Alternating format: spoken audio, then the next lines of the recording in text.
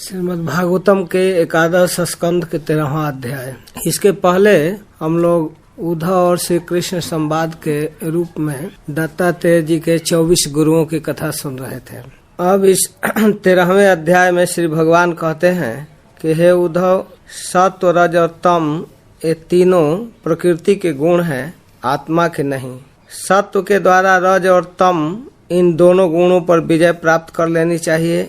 जब सत्व की वृद्धि हो जाती है तब जीव मेरे भक्ति रूप स्वधर्म को प्राप्त करता है। जिस धर्म के पालन से सत्व गुण की वृद्धि हो वही श्रेष्ठ धर्म है। वह धर्म रजोगुण और तमोगुण को नष्ट कर देता है। जब ये दोनों नष्ट हो जाते हैं तो उनके कारण होने वाले अधर्म भी शीघ्र नष्ट हो जाता है।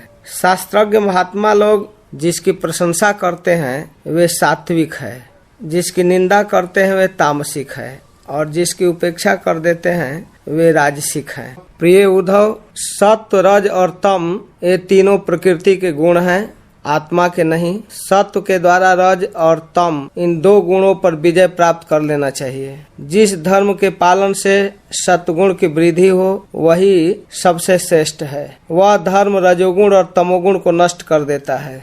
जब ये दोनों नष्ट हो जाते हैं तब उन्हीं के कारण होने वाला अधर्म भी नष्ट हो जाता है, और इस सत्वगुण से जीव भक्ति रूप स्वधर्म को प्राप्त करता है। उद्धव जी प्रश्न करते हैं, विदन्ति मर्त्या प्रायेण विषयान पद्मापदाम तथापि भुंजते कृष्ण तत्कथम स्वखराजवत। हे भगवान, प्रायः सभी मनुष्य इस बात को जानते हैं कि विषय विपत्तियों के घर हैं, फिर भी वे कुत्ते, गधे और बकरे के समान दुख सहन करके भी उन्हीं को भोगते रहते हैं। इसका क्या कारण है? श्री भगवान कहते हैं कि प्रिय उद्धव, जीव जब अज्ञानवश अपने स्वरूप को भूलकर शरीर में अहम बुद्धि कर बैठता है तो इसके कारण रजोगुण की ओर झुक जाता है। बस जहाँ मन में रजोगुण की प्रधानता हुई कि उसमें संकल्प विकल्पों का तांता लग जाता है। अब वह विषयों का चिंतन करने लगता है और अपनी दुर्बुद्धि के कारण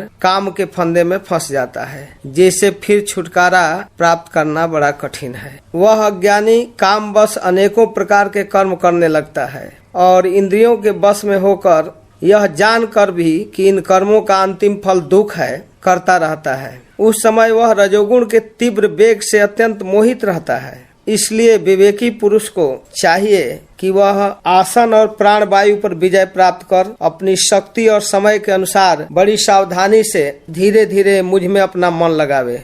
इसमें अभ्यास करते रहे, असफलता होने पर भी उबे नहीं बल्कि उत्साह से इसमें जुड़े रहे। प्रिय उद्धव, सनकादिक ऋषियों ने योग का यही स्वरूप बतलाया है। उद्धव जी पूछते हैं कि हे श्री कृष्ण, सनकादिक ऋषियों को आपने योग का उपदेश किया, किस रूप में किए, उसको मैं जानना चाहता हूँ। भगवान श्री कृष्ण बताते हैं कि हे उद्धव जी, सनकादिक ऋषि ब्रह्मा जी के मानस पुत्र हैं। उन्होंने एक बार अपने पिता से योग की सूक्ष्म अंतिम सीमा के संबंध में प्रश्न किया। सनकादिकों ने पूछा कि पिताजी, चित्त गुणों अर्थात विषयों में घुसा रहता है और गुण भी चित्त की एक एक वृत्ति में प्रविष्ट रहते हैं, अर्थात चित्त और गुण आपस में मिले जुले हैं। ऐसी स्थिति में जो पुरुष इस संसार सागर से पार होकर मुक्ति पद प्राप्त करना चाहता है वह इन दोनों को एक दूसरे से कैसे अलग कर सकता है? तो श्री भगवान श्री कृष्ण कहते हैं, प्रिय उद्धव, यद्यपि ब्रह्मा जी सब देवताओं के शिरोमणि हैं, स्वयंभू हैं, प्राणियों के जन्मदाता हैं, फिर भी सनकादिक के इन प्रश्नों का उत्तर नहीं दे पाए और इसके मूल कारण को समझ ही नहीं पाए, क्योंकि उनकी बुद्धि कर्म प्रवण थी। तो उस समय ब्रह्मा जी भक्ति भाव से मेरा चिंतन किए, तब मैं हंस रूप धारण करके उनके सामने प्रकट हुआ। मुझे देखकर सनकादिक ब्रह्मा जी को आगे करके मेरे पास आए और मेरे चरणों की वंदना करके मुझसे पूछे, आप कौन हैं?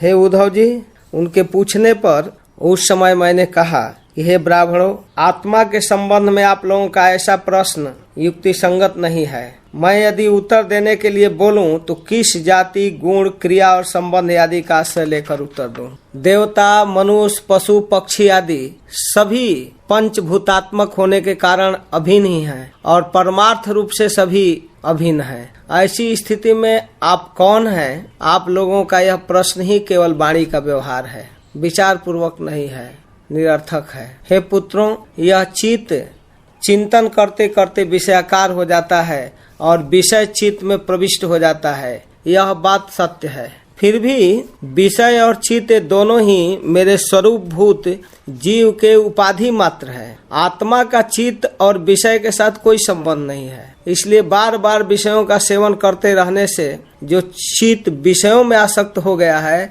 और विषय भी चित्त में प्रविष्ट हो गया है, इन दोनों को अपने वास्तविक से अभिन्न मेरा साक्षात्कार करके त्याग देना चाहिए। ये सबके सब आत्मा के लिए वैसे ही मिथ्या हैं जैसे स्वप्नदर्शी पुरुष के लिए स्वप्न देखे गए पदार्थ। ये नितांत असत्य है। ऐसा निश्चय करके तुम लोग अनुमान सत्पुरुषों के द्वारा किए गए उपनिषदों के श्रवण और तीक्ष्ण ज्ञान खड़ग के द्वारा सकल संशयों के आधार अहंकार का छेदन करके हृदय में स्थित मुझ परमात्मा का भजन करो।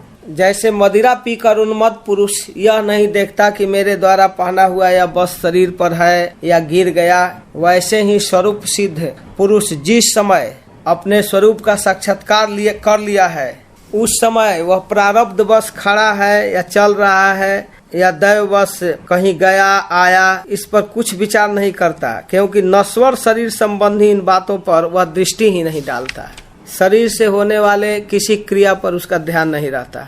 ऐसे जोग में आरूढ़ व्यक्ति स्त्री पुत्र धन आदि प्रपंच के सहित शरीर को कभी स्वीकार नहीं करता, वो अपना नहीं मानता। जैसे जगा हुआ पुरुष स्वप्न अवस्था के शरीर आदि को। हे ऋषियों, मैं जो कुछ भी आपसे कह रहा हूँ वह सांख्य और जोग दोनों का गोपनीय रहस्य है। तुम लोगों को तत्व ज्ञान का उपदेश करने के लिए मैं यहाँ आया हूँ। मैं सांख्य, जोग, सत्य, अरित, तेज, श्री, कीर्ति, दम, इन सब का परम गति, परम अधिष्ठान परमात्मा हूँ, श्री भगवान हूँ। मैं समस्त गुणों से रहित हूँ और किसी की अपेक्षा नहीं रखता हूँ। फिर भी साम्य, असंगता आदि गुण मेरा सेवन करते हैं, मुझ में ही प्रतिष्ठित हैं, क्योंकि मैं सबका हितैषी, सुहृद, प्रिय और आत्मा हूँ। इस प्रकार उद्धव जी, मैं सनकादिक मुनियों के संशय को नष्ट किया। उन्होंने परम भक्ति से मेरी पूजा की और स्तुतियों के द्वारा मेरी महिमा का गान किया। जब उन परमर्षियों ने भली भांति मेरी पूजा और स्तुति कर ली, तब मैं ब्रह्मा जी के सामने ही अदृश्य होकर अपने धाम लौट आया। 14वें अध्याय में उद्धव जी पूछते हैं कि हे श्री कृष्ण, ब्रह्मवादी महात्मा आत्म कल्याण के अनेकों साधन बतलाते हैं, उनमें अपनी अपनी दृष्टि के अनुसार सभी श्रेष्ठ हैं अथवा किसी एक की प्रधानता है। हे मेरे स्वामी, आप तो भक्ति योग को निरपेक्ष और स्वतंत्र साधन बतलाए, क्योंकि इसी से सब ओर से आसक्ति छोड़कर मन आप में तन्मय हो जाता है। भगवान श्री कृष्ण उद्धव जी के प्रश्नों का उत्तर देते हुए कहते हैं कि हे उद्धव, यह वेदवाणी समय के फेर से प्रलय के अवसर पर लुप्त हो गई थी। फिर जब सृष्टि का समय आया तब मैंने अपने संकल्प से इसे ब्रह्मा को उपदेश किया। इसमें मेरे भागवत धर्म का ही वर्णन है। ब्रह्मा ने अपने ज्येष्ठ पुत्र स्वयंभुव मनु को उपदेश किया और उनसे भृगु, अंगिरा, मरीचि, पुलह, अत्रि, पुलस्त्य और क्रतु, इन 7 प्रजापति महर्षियों ने ग्रहण किया। इसके बाद इस ज्ञान परंपरा को उनके संतानों ने ग्रहण किया। सभी व्यक्तियों के स्वभाव और उनकी वासनाएं सत्व, रज और तम के कारण भिन्न भिन्न है, इसलिए उनमें और उनकी बुद्धि वृत्तियों में भी अनेकों भेद हैं। इसलिए वे सभी अपनी अपनी प्रकृति के अनुसार उस वेद वाणी का भिन्न भिन्न अर्थ ग्रहण करते हैं। यह वाणी ही अलौकिक है कि उससे विभिन्न अर्थ निकलना स्वाभाविक है। प्रिय उद्धव, सभी की बुद्धि मेरी माया से मोहित हो रही है।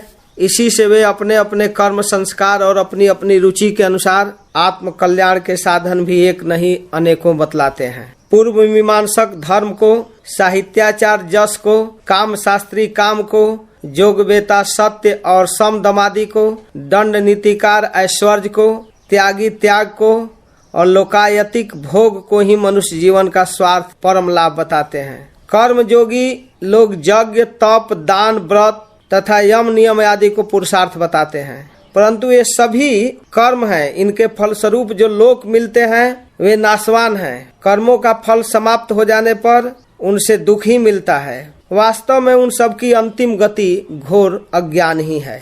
इसलिए प्रिय उद्धव, जो सब ओर से निरपेक्ष, कर्म फल आदि की आवश्यकता से ऊपर है, अंतःकरण से मुझे समर्पित कर चुका है, वह परमानंद स्वरूप मुझ परमात्मा को प्राप्त कर लेता है। और वह जिस सुख का अनुभव करता है वह विषय लोलुप प्राणियों को किसी भी अवस्था में प्राप्त नहीं हो सकता।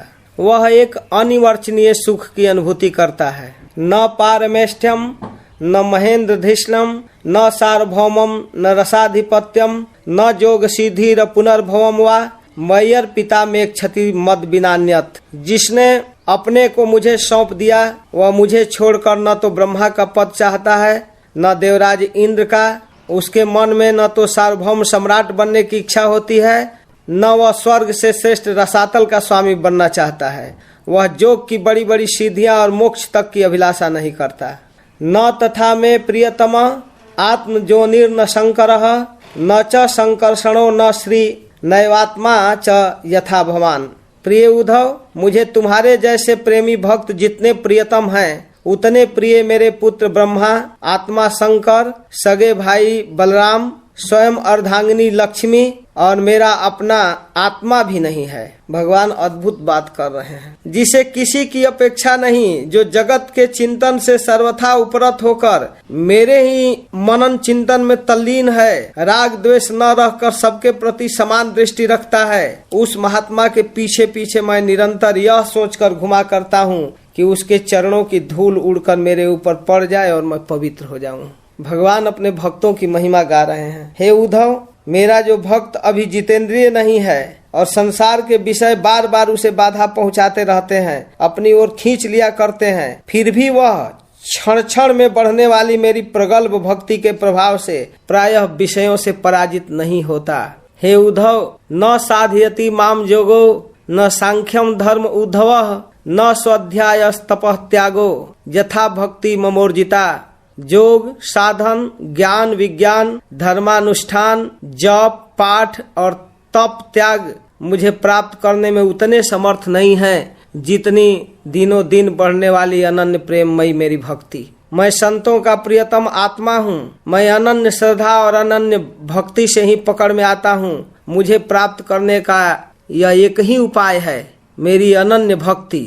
मेरी अनन्य भक्ति उन लोगों को भी पवित्र कर देती है जो जाति दोष से युक्त हैं, जन्म से चंडाल हैं। उनके सारे दोष को मेरी भक्ति समाप्त कर देती है। इसके विपरीत जो लोग मेरी भक्ति से वंचित हैं, उनके चित्त को सत्य और दया से युक्त, धर्म और तपस्या से युक्त विद्या भी भली भांति पवित्र करने में असमर्थ है। जब तक सारा शरीर पुलकित नहीं हो जाता, चित्त पिघलकर गदगद नहीं हो जाता, आनंद के आंसू आंखों से छलकने नहीं लगता तथा अंतरंग और बहिरंग भक्ति की बाढ़ में चित्त डूबने उतराने नहीं लगता, तब तक इसके शुद्ध होने की कोई संभावना नहीं है। और हे उद्धव, जो मेरा भक्त मेरे नामों का कीर्तन करते करते गदगद हो जाता है, जिसका चित्त पिघल कर बहने लगता है, एक क्षण भी मेरी भक्ति के अतिरिक्त वह नहीं रह सकता। वह कभी खिलखिलाकर हंसने लगता है, कभी लाज छोड़कर उच्च स्वर से गाने लगता है, कभी नाचने लगता है। मेरा वह भक्त न केवल अपने को बल्कि संपूर्ण भुवन को पवित्र कर देता है, संपूर्ण संसार को पवित्र कर देता है। वाग गदगदा द्रवते जस्य चीतम अरुदत्य भीष्णम हसति क्वचित विलज्य उद्गायति नृतते च मदभक्ति युक्तो भुवनम पुनाति।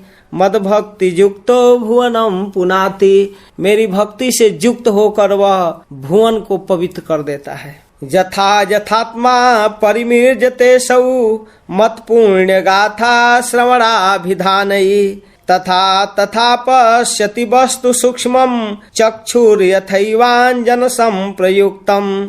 हे उद्धव, मेरी परम पावन लीला कथा के श्रवण कीर्तन से ज्यों ज्यों चित्त का मैल धुलता जाता है, त्यों त्यों उसे सूक्ष्म वस्तु वास्तविक तत्व के दर्शन होने लगते हैं। मेरे स्वरूप का बोध होने लगता है।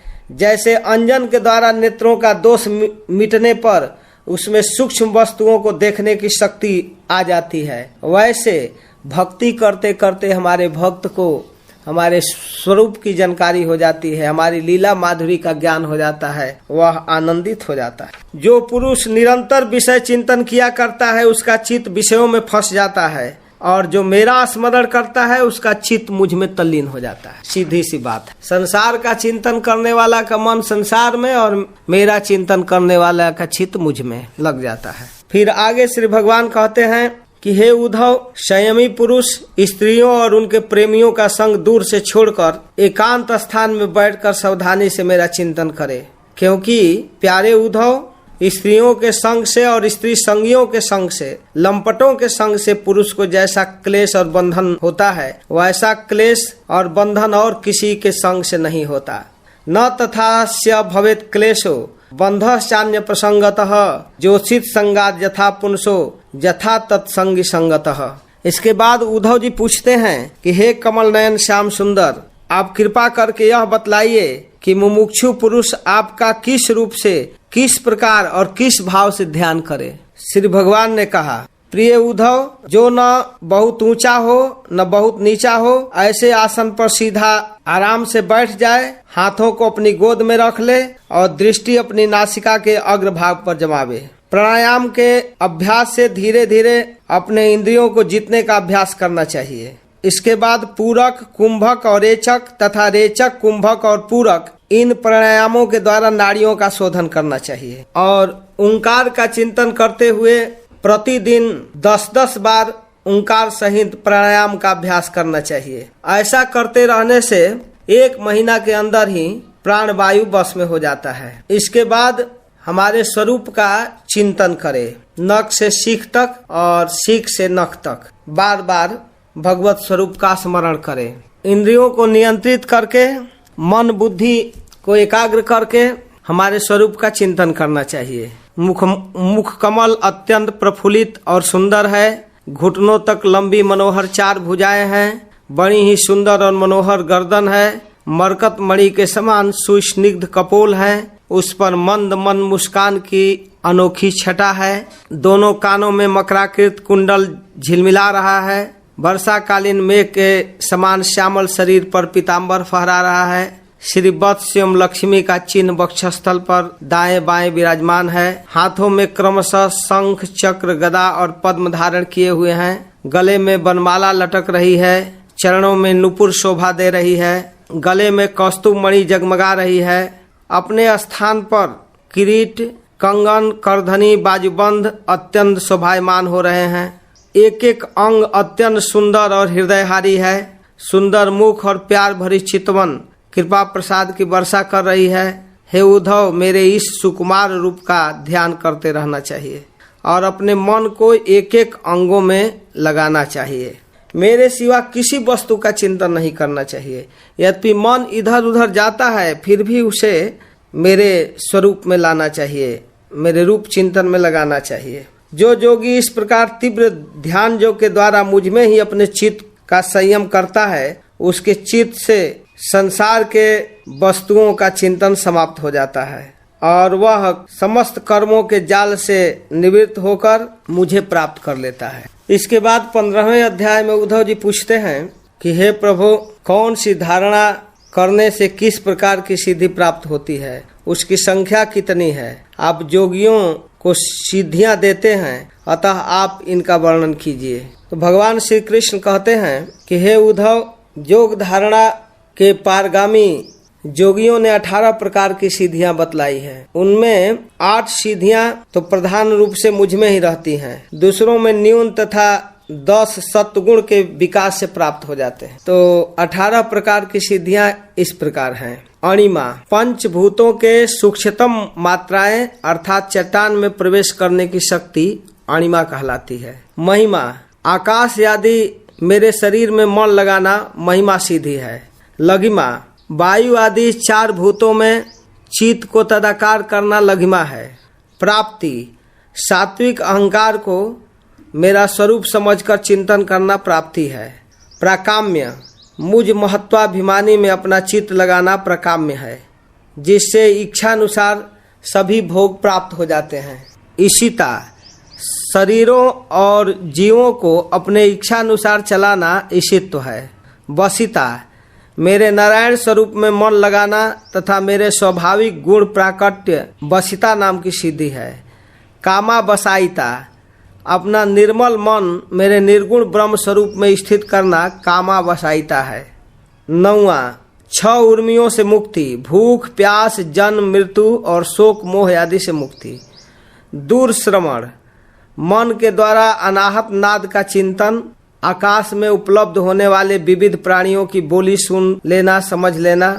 दूरदर्शन, नेत्रों को सूर्य में और सूर्य को नेत्र में संयुक्त का मन ही मन ध्यान करना, दृष्टि सूक्ष्म हो जाती है, ऐसे ध्यान करने से उसे दूरदर्शन कहते हैं। मनोजव, मन शरीर को प्राणवायु के साथ जोड़कर मेरी धारणा करना मनोजव सिद्धि है। इसके प्रभाव से जहाँ जाना चाहे वहाँ चला जाता है। और 13वां, जो इच्छा हो वही रूप बना लेना। 14वां, दूसरे शरीर में प्रवेश करना। 15वां, जब इच्छा हो तब शरीर छोड़ना। 16वां, अप्सराओं के साथ होने वाले देव क्रीड़ा का दर्शन करना। 17वां, संकल्प की सिद्धि। और 18वां, सब जगह सबके द्वारा बिना हिचक के आज्ञा पालन। तो इस प्रकार ये 18 सिद्धियां हैं। इसके बाद 16वें अध्याय में उद्धव जी प्रश्न करते हैं कि पृथ्वी स्वर्ग पाताल आदि में आपके प्रभाव से युक्त जो जो विभूतियां हैं उनका वर्णन कीजिए। श्री भगवान उत्तर देते हुए कहते हैं कि इसी प्रकार विभूतियों के विषय में जिज्ञासा कुरुक्षेत्र में अर्जुन भी किया था, तब मैंने उसको अपने विभूति योग का प्रवचन किया था। हे उद्धव, मैं समस्त प्राणियों का आत्मा, हितैषी, सुहृद, ईश्वर, नियामक हूँ। मैं ही इन समस्त प्राणियों और पदार्थों के रूप में इस जगत की उत्पत्ति, स्थिति और प्रलय का कारण हूँ। हे उद्धव, गतिशील पदार्थों में मैं गति हूँ, अपने अधीन करने वालों में मैं काल हूँ, गुणों में मैं उनकी मूल स्वरूपा साम्यावस्था हूँ और जितने गुणवान पदार्थ हैं उनके स्वाभाविक गुण हूँ। गुण युक्त वस्तुओं में मैं प्रथम कार्य श्रुतात्मा हूँ और सूक्ष्म वस्तुओं में मैं जीव हूँ। कठिनाई से बस में होने वालों में मन हूँ। वेदों का अभिव्यक्ति स्थान हिरण्य गर्भ हूँ और मंत्रों में मैं ओंकार हूँ। अक्षरों में मैं आकार, छंदों में गायत्री, देवताओं में इंद्र, 8 वसुओं में अग्नि, 12 आदित्यों में विष्णु, 11 रुद्रों में नील लोहित रुद्र, ब्रह्मर्षियों में भृगु, राजर्षियों में मनु, देवर्षियों में नारद, गौओं में कामधेनु, सिद्धेश्वरों में कपिल, पक्षियों में गरुण, प्रजापतियों में दक्ष, पितरों में आर्यमा, दैत्यों में दैत्यराज प्रहलाद, नक्षत्रों में चंद्रमा, औषधियों में सोमरस, यक्ष राक्षसों में कुबेर, गजराजों में ऐरावत, जल निवासियों में वरुण, चमकने वालों में सूर्य, मनुष्यों में राजा हूँ। मैं घोड़ों में उच्चैश्रवा, धातुओं में सोना, दंडधारियों में यम, सर्पों में वासुकी, नागराजों में शेष, सिंह और दाढ़ वाले प्राणियों में सिंह, आश्रमों में सन्यास, वर्णों में ब्राह्मण हूँ। मैं तीर्थ और नदियों में गंगा, जलाशयों में समुद्र, अस्त्र शस्त्रों में धनुष और धनुधरों में त्रिपुरारी हूँ। मैं निवास स्थानों में सुमेरु, दुर्गम स्थानों में हिमालय, वनस्पतियों में पीपल, धान्यों में जौ हूँ। मैं पुरोहितों में वशिष्ठ, वेद वेताओं में बृहस्पति, सेनापतियों में कार्तिक, सन्मार्ग प्रवर्तकों में ब्रह्मा और 5 महायज्ञों में ब्रह्म यज्ञ, व्रतों में अहिंसा व्रत और शुद्ध करने वाले पदार्थों में वायु और जोगों में समाधि हूँ। मैं स्त्रियों में मनु पत्नी शत्रुपा, पुरुषों में स्वयंभू मनु, मुनीश्वरों में नारायण, ब्रह्मचारियों में सनत कुमार, धर्मों में कर्म संन्यास, सावधान रहकर जागने वालों में काल हूँ। ऋतुओं में बसंत, महीनों में मार्गशीर्ष, नक्षत्रों में अभिजीत, युगों में सतयुग, विवेकियों में महर्षि देवल और असित, व्यासों में कृष्ण द्वैपायन, कवियों में शुक्राचार्य और भगवत स्वरूपों में वासुदेव हूँ। मेरे प्रेमी भक्तों में उद्धव, किम पुरुषों में हनुमान, विद्याधरों में सुदर्शन, रत्नों में पद्मराग और सुंदर वस्तुओं में कमल, तीर्णों में कुश, हविष्यों में गाय का घी हूँ। मैं गंधर्वों में विश्वावसु, अप्सराओं में ब्रह्मा के दरबार में रहने वाली अप्सरा पूर्व चित्ती, जल में रस, तेजस्वियों में अग्नि, ब्राह्मण भक्तों में बलि, वीरों में अर्जुन और प्राणियों में उनकी उत्पत्ति, स्थिति और प्रलय हूँ। इस प्रकार हे उद्धव जी, इस ब्रह्मांड के अंतर्गत जहाँ कहीं भी मेरी विभूतियों का दर्शन होता हो उसमें मेरा ही तेज समझो। उसमें तेज, श्री, कीर्ति, ऐश्वर्य, लज्जा, त्याग, सौंदर्य, सौभाग्य, पराक्रम, तितिक्षा और विज्ञान आदि जो श्रेष्ठ गुण कहीं भी हो वो मेरा ही अंश है। इसके बाद 17वें अध्याय में उद्धव जी प्रश्न करते हैं कि हे प्रभु, आप कृपा कर मनुष्य मात्र के धर्म वर्णाश्रम का विधिवत निरूपण कीजिए। उस धर्मानुष्ठान का वर्णन कीजिए जिससे आपके चरणों में भक्ति प्राप्त हो। श्री भगवान उत्तर देते हैं कि हे उद्धव, वर्णाश्रम से मनुष्यों को परम कल्याण स्वरूप मोक्ष की प्राप्ति होती है। कल्प के प्रारंभ में सभी लोग प्रायः धार्मिक होते थे, इसलिए उस युग को कृतयुग कहते हैं, क्योंकि सभी लोग कृत होते थे। उस समय लोग सदाचारी थे, मुझ शुद्ध परमात्मा की उपासना करते थे। त्रेता युग के प्रारंभ में मेरे श्वास प्रश्वास से ऋग्वेद, सामवेद, यजुर्वेद रूप त्रय विद्या प्रकट हुई, जिससे यज्ञ रूप में मैं आराध्य हुआ।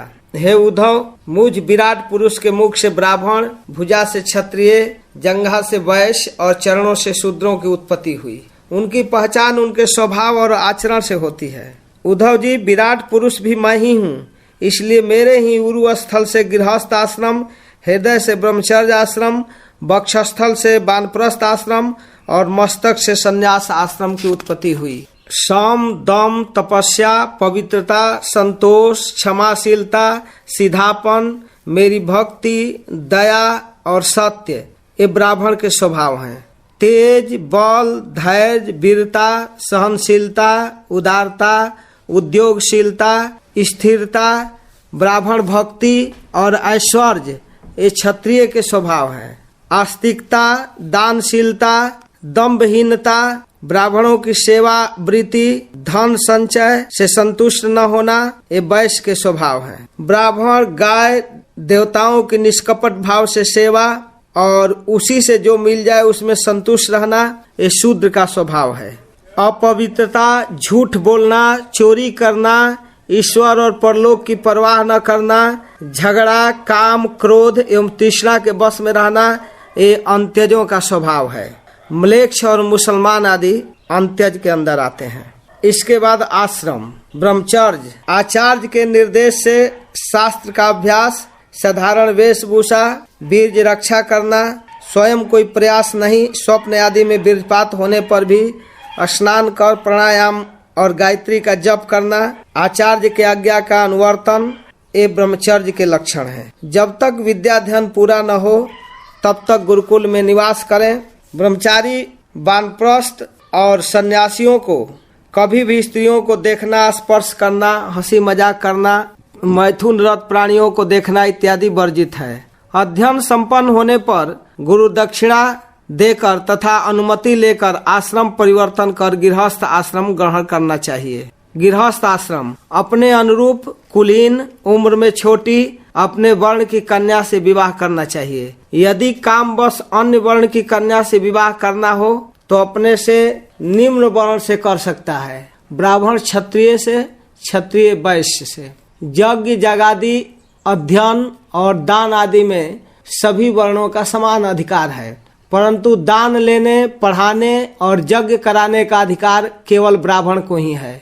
ब्राह्मण शरीर अत्यंत दुर्लभ है, इससे तुच्छ विषय भोग नहीं भोगना चाहिए। जीवन पर्यंत तपस्या और भक्ति पूर्वक भगवत भक्ति करनी चाहिए।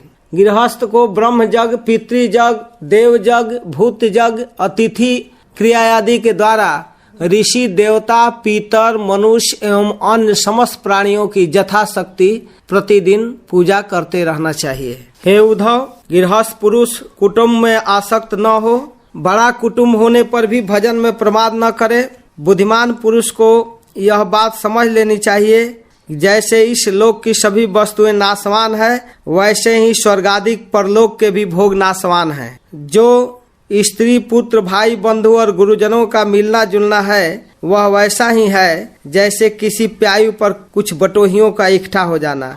सबको अलग अलग रास्ते पर जाना है। जैसे स्वप्न नींद टूटने तक ही रहता है, वैसे ही इन मिलने जुलने वालों का संबंध ही शरीर के रहने तक ही रहता है। फिर कौन किसको पूछता है। मूर्खतावश, अज्ञानवश लोग घर गृहस्थी में हाय हाय करते रहते हैं। मेरे माँ बाप बूढ़े हो गए हैं, पत्नी, बाल बच्चे कैसे रहेंगे मेरे अभाव में, मेरे न रहने पर ये दीन अनाथ और दुखी हो जाएंगे, फिर इनका जीवन कैसे चलेगा। इस प्रकार घर गृहस्थी की वासना से चित्त विक्षिप्त रहता है। वह मूढ़ विषय भोगों से कभी तृप्त नहीं होता, उसी में उलझ कर अपना जीवन खो बैठता है और मरकर तमोमय नरक में चला जाता है। फिर श्री भगवान आगे के 18वें अध्याय में वानप्रस्थ और संन्यास धर्म का वर्णन करते हैं। गृहस्थ आश्रम में रहते हुए अपने छोटे बच्चों का पालन करना चाहिए। जब बच्चे सयाने हो जाएं तो पत्नी को पुत्रों के हाथ सौंपकर अथवा साथ लेकर वन में जाकर सन्यासी धर्म का अभ्यास करना चाहिए। वन के पवित्र कंद मूल फल से शरीर का निर्वाह करना चाहिए। केश, रोए, नख, दाढ़ी, मूछ न काटे। जल में घुसकर त्रिकाल स्नान करे। धरती पर सोवे, सर्दी गर्मी सहे, देश काल के सदाचार का पालन करे और समय और काल के अनुसार जो कुछ प्राप्त वस्तु हो उसी से जीवन निर्वाह करे। स्वयं प्रयास करके जीवन निर्वाह करे। वानप्रस्थी के लिए अग्निहोत्र, दर्श, पौर्णमास, चतुर्मास आदि का वैसा ही विधान है जैसे गृहस्थों के लिए। तपस्या पूर्वक जीवन यापन करते हुए मेरी आराधना के द्वारा ऋषियों के लोगों को होते हुए मुझे प्राप्त करता है। वानप्रस्थ से संन्यास लेने के लिए अपना सर्वस्व ऋत्विजों को दे देना चाहिए। किसी स्थान, वस्तु, व्यक्ति की अपेक्षा न रहकर स्वच्छंद विचरण करना चाहिए। संन्यास, सन्यासी केवल लंगोटी लगा ले और अधिक से अधिक ऊपर से एक टुकड़ा लपेट ले, जिससे लंगोटी ढक जाए। आश्रमोचित दंड कमंडल के अतिरिक्त कोई भी वस्तु अपने पास न रखे। यह नियम केवल आपत्ति काल में टूट सकता है। वाणी के लिए मौन, शरीर के लिए निश्चेष्ट स्थिति और मन के लिए प्राणायाम ये दंड है। मधुकरी केवल 7 घरों से ले सकता है। कहीं भी आसक्ति न रखे। जितेंद्रिय होकर निर्जन स्थान में रहे। पवित्र देश, नदी, पर्वत, वन और आश्रमों में बिना ममता जोड़े घूमता रहे। कर्मकांड, पाखंड, तर्क वितर्क, वाद विवाद से बचे। किसी की निंदा या अपमान न करें। प्रारब्ध से संतुष्ट रहे। किसी भी अवस्था में मेरी भक्ति श्रेष्ठ है, मेरे भक्ति का आचरण करे। चैतन्य चरितामृत में वर्णन है कि ये वर्ण और आश्रम का ठीक ठीक पालन करने वाले लोग यदि भगवान का भजन नहीं करते, भगवान की भक्ति नहीं करते तो नरक चले जाते हैं। 4 वर्णाश्रमी यदि कृष्ण नहीं भजे, स्वकर्म करियाओ से रौरव पड़ी मजे। 4 वर्ण और आश्रम के लोग अपने धर्म का पालन यदि ठीक ठीक करते हैं लेकिन कृष्ण की भक्ति नहीं करते तो उनका सारा धर्म कर्म नरक का कारण हो जाता है। ब्राह्मण, क्षत्रिय, वैश्य और शूद्र ये 4 वर्ण के लोग और ब्रह्मचर्य, गृहस्थ, वानप्रस्थ और संन्यास ये 4 आश्रम के लोग अपने अपने धर्म का ठीक पालन करें, फिर भी नरक चले जाएंगे क्योंकि कृष्ण की भक्ति नहीं करते हैं। तो इसलिए भगवान की भक्ति करके अपने स्वधर्म को भी सार्थक करना चाहिए। इसके बाद 19वें अध्याय में उद्धव जी प्रश्न करते हैं कि हे विश्व रूप भगवान, आप ही विश्व के स्वामी हैं। आपका यह वैराग्य और विज्ञान से युक्त सनातन और विशुद्ध ज्ञान जिस प्रकार सुदृढ़ हो जाए उसी प्रकार मुझे स्पष्ट करके समझाइए और उस अपने भक्ति योग का वर्णन कीजिए जिसे ब्रह्मा आदि महापुरुष ढूंढा करते हैं। हे मेरे स्वामी, जो पुरुष इस संसार के विकट मार्ग में तीनों तापों के थपेड़े खा रहे हैं, भीतर से जल रहे हैं, उनके लिए आपकी अमृत वर्षी जुगल चरणारविंदों की छत्र छाया के अतिरिक्त और कोई भी आश्रय नहीं है। दष्टम जन्म संपतितम विलस्मिन् कालाहीना क्षुद्र सुखो रुतर्षम समुधरैनम कृपया पवर्गई बचोभिरासिंच महानुभाव। हे महानुभाव, आपका यह सेवक अंधेरे कुआं में पड़ा हुआ है। काल रूपी सर्प इसे डस रखा है, फिर भी विषयों की क्षुद्र सुख भोगों की तीव्र तृष्णा मिटती नहीं है, बढ़ती ही जा रही है। आप कृपा करके इसका उद्धार कीजिए और इससे मुक्त कराने वाली वाणी की सुधा धारा से सारा बोर कर दीजिए। हे प्रभु, अस्मिन बिले संपतितम, इस संसार रूपी बिल में आपका जन, आपका भक्त गिर चुका है और इस बिल में, इस कुएं में काल रूपी सर्प है। काला हिना दष्टम, काल रूपी सर्प के द्वारा वह दंशित है। काल रूपी सर्प उसको डस लिया है और सर्प डसने से उसका त्रास बढ़ गया है। क्षुद्र सुखोर उतरसम, प्यास बढ़ गया है और वह प्यास क्या है? तुच्छ विषय भोगों की लालसा। इसलिए हे प्रभु समुद्धरणम, इस कुएं से, इस संसार रूपी बिल से मुझे निकालिए, कृपा कीजिए और कृपया अपवर्गई बचो भी आसिंच, अपने दिव्य वाणी से सिंचन कीजिए। हे महानुभाव मेरी रक्षा कीजिए। जब कोई विषैला सर्प डस लेता है तो विष व्याप्त होने पर त्रास बढ़ जाती है, जीव सूखने लगता है, पानी पानी का मांग करने लगता है। लेकिन उस व्यक्ति को उसके मुख में पानी नहीं दिया जाता है, बाहर से पानी गिरा गिरा कर जब ठंडा किया जाता है, खूब सम्यक रूप से स्नान कराया जाता है, तब विष शांत होने लगता है। उसी प्रकार उद्धव जी कह रहे हैं कि हे प्रभु आप अपने अलौकिक दिव्य वाणी से मुझको अभिषेक कीजिए, स्नान कराइए, सम्यक रूप से सींचिए, जिससे मेरा विष उतर जाए, मैं काल रूपी सर्प के द्वारा दंशित हूँ, मेरा उद्धार कीजिए। अर्थात अपनी वाणी से मुझे तृप्त कीजिए। आप बताइए किस प्रकार हमारा चित्त आपके चरणों में लग जाए। तो भगवान कृष्ण कहते हैं कि हे उद्धव जी, जो प्रश्न आप मुझसे कर रहे हैं इसी प्रकार का प्रश्न महाराज युधिष्ठिर भीष्म पितामह से किए थे और उस समय हम लोग वहाँ उपस्थित थे। तो भीष्म पितामह ने जैसे उपदेश किया मोक्ष धर्म के साधनों के विषय में, वैसे ही मैं आपको उपदेश करता हूँ। उद्धव जी, जिस ज्ञान से प्रकृति, पुरुष, महतत्व, अहंकार और पंच तन्मात्रा, ये 9, 5 ज्ञान इंद्रिय, 5 कर्म इंद्रिय और 1 मन, 11, 5 महाभूत और 3 गुण, अर्थात इन 28 तत्वों को ब्रह्मा से लेकर तीर्ण तक संपूर्ण कार्यों में देखा जाता है और इनमें भी एक परम तत्व को जानने का प्रयास किया जाता है। तो जब इन समस्त तत्वों को गिन गिन कर भगवत स्वरूप का अध्ययन किया जाता है तो इसको सांख्य कहते हैं और यह है परोक्ष ज्ञान, इसको परोक्ष ज्ञान कहते हैं, इनडायरेक्ट ज्ञान। और जब उसी एक तत्व में अनुगत सबको देखा जाता है, अर्थात उसी एक को परम कारण के रूप में जब देखते हैं, तब होता है वो अपरोक्ष ज्ञान, डायरेक्ट।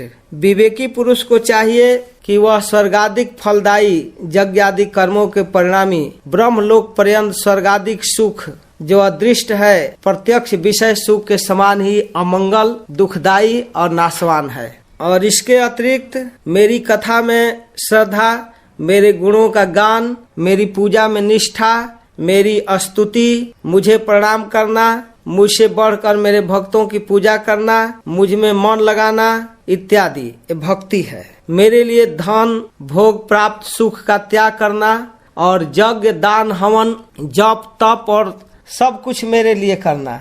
उद्धव जी, जिससे मेरी भक्ति हो वह धर्म है, जिससे ब्रह्म साक्षात्कार हो वह ज्ञान है और विषयों से अनंग असंग रहना वैराग्य है और अणिमादि सिद्धियों को प्राप्त करना ही ऐश्वर्य है। इसके बाद उद्धव जी एक ही साथ अनेकों प्रश्न करते हैं। उद्धव उवाच यमः कतिविध प्रोक्तो नियमो वारिकर्षण कह समः को दमः कृष्ण का तितिक्षा धृति प्रभु। हे रिपुसूदन, यम और नियम कितने प्रकार के हैं? हे श्री कृष्ण, सम क्या है, दम क्या है? हे प्रभु, तितिक्षा और धैर्य क्या है? किम दानम, किम तपशौर्यम, किम सत्यम मृतमुच्यते, कस त्यागो, किम धनम चेष्टम, को यज्ञ, काच दक्षिणा। आप मुझे दान, तपस्या, शूरता, सत्य और रीत का भी स्वरूप बतलाइए। त्याग क्या है? अभीष्ट धन कौन सा है? यज्ञ किसे कहते हैं? और दक्षिणा क्या वस्तु है? पुंसा किंचित बलम श्रीमन भगो लाभस्य केशवः का विद्या ह्री परा का श्री किम सुखम दुखमेव च। हे केशव, पुरुष का सच्चा बल क्या है? भग किसे कहते हैं? और लाभ क्या वस्तु है? उत्तम विद्या, लज्जा, श्री और सुख और दुख क्या है? कह पंडित, कश्च मूर्ख, कह पंथा, उत्पतश्च कह स्वर्गो, नरको कह स्वीत, को बंधु रुत की गृहम। पंडित और मूर्ख के लक्षण क्या है? सुमार्ग और कुमार्ग का क्या लक्षण है? स्वर्ग और नरक क्या है, भाई बंधु किसे मानना चाहिए और घर क्या है। कह आद्य को दरिद्रो वा कृपणः कह कैश्वर एतान प्रश्नान मम ब्रूहि विपरीतांश सत्पथे। धनवान और निर्धन किसे कहते हैं, कृपण कौन है, ईश्वर किसे कहते हैं। हे भक्त वत्सल प्रभु, आप मेरे इन प्रश्नों का उत्तर दीजिए और इसके साथ ही इसके विरोधी भावों की भी व्याख्या कीजिए। तब श्री भगवान कहते हैं यम 12 हैं, अहिंसा, सत्य, चोरी न करना, असंगता, लज्जा, असंचय, आस्तिकता, ब्रह्मचर्य, मौन, स्थिरता, क्षमा और अभय। नियम 12 हैं, शौच, जप, तप, हवन, श्रद्धा, अतिथि सेवा, मेरी पूजा, तीर्थ यात्रा, परोपकारी चेष्टा, संतोष और गुरु सेवा। सकाम और निष्काम दोनों प्रकार के साधकों के लिए यह यम और नियम उपयोगी हैं।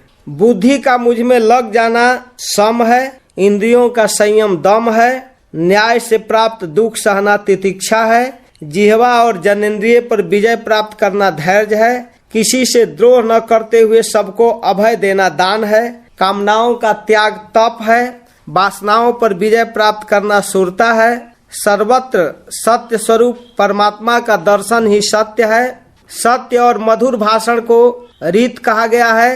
कर्मों में आसक्त न होना ही शौच है, कामनाओं का त्याग ही सच्चा संन्यास है, धर्म ही मनुष्यों का धन है, मैं परमेश्वर ही यज्ञ हूँ, ज्ञान का उपदेश दक्षिणा है, प्राणायाम ही श्रेष्ठ बल है, मेरा ऐश्वर्य ही भग है, मेरी श्रेष्ठ भक्ति ही उत्तम लाभ है। सच्ची विद्या वही है जिससे आत्म साक्षात्कार हो जाए। निरपेक्षता की शरीर का सच्चा सौंदर्य श्री है। सुख दुख की भावना की समाप्ति सुख है। विषयों की कामना दुख है। बंधन और मोक्ष का जानकार पंडित है। शरीर में अहम बुद्धि मूर्खता है। निवृत्ति सच्चा सुमार्ग है। चित्त की बहिर्मुखता कुमार्ग है। सत्वगुण की वृद्धि स्वर्ग है। तमोगुण की वृद्धि नरक है। गुरु ही सच्चा भाई बंधु है और वह गुरु मैं ही हूँ। भगवान स्पष्ट कहते हैं बंधु गुरु रहम सखे, हे सखे वह हितोपदेष्टा बंधु मैं ही हूँ, वह गुरु मैं ही हूँ। और वास्तव में दैहिक संबंधी बंधु बंधु नहीं है, सच्चा हितोपदेष्टा गुरु ही बंधु है। मनुष्य शरीर सच्चा घर है तथा सच्चा धनी वह है जो गुणों से संपन्न है। असंतोषी दरिद्र है, अजितेंद्रिय कृपण है, समर्थ स्वतंत्र और ईश्वर वह है जो विषयों में आसक्त नहीं है, विषयों में आसक्त असमर्थ है इत्यादि। इस प्रकार श्री भगवान उद्धव जी के अनेकों प्रश्नों का उत्तर अति संक्षेप में दिए। फिर उद्धव जी प्रश्न करते हैं 20वें अध्याय में कि आपकी वाणी ही वेद है, साध्य साधन का निर्णय उसी से होता है। आपकी वाणी ही भेद का निषेध भी करती है। यह विरोध देखकर मुझ में भ्रम हो रहा है, आप कृपा करके मेरा भ्रम मिटाइए। भगवान श्री कृष्ण कहते हैं हे उद्धव, मैंने ही वेदों एवं अन्यत्र भी मनुष्यों के कल्याण के लिए अधिकार भेद से 3 प्रकार के योगों का उपदेश किया है, ज्ञान योग, कर्म योग और भक्ति योग।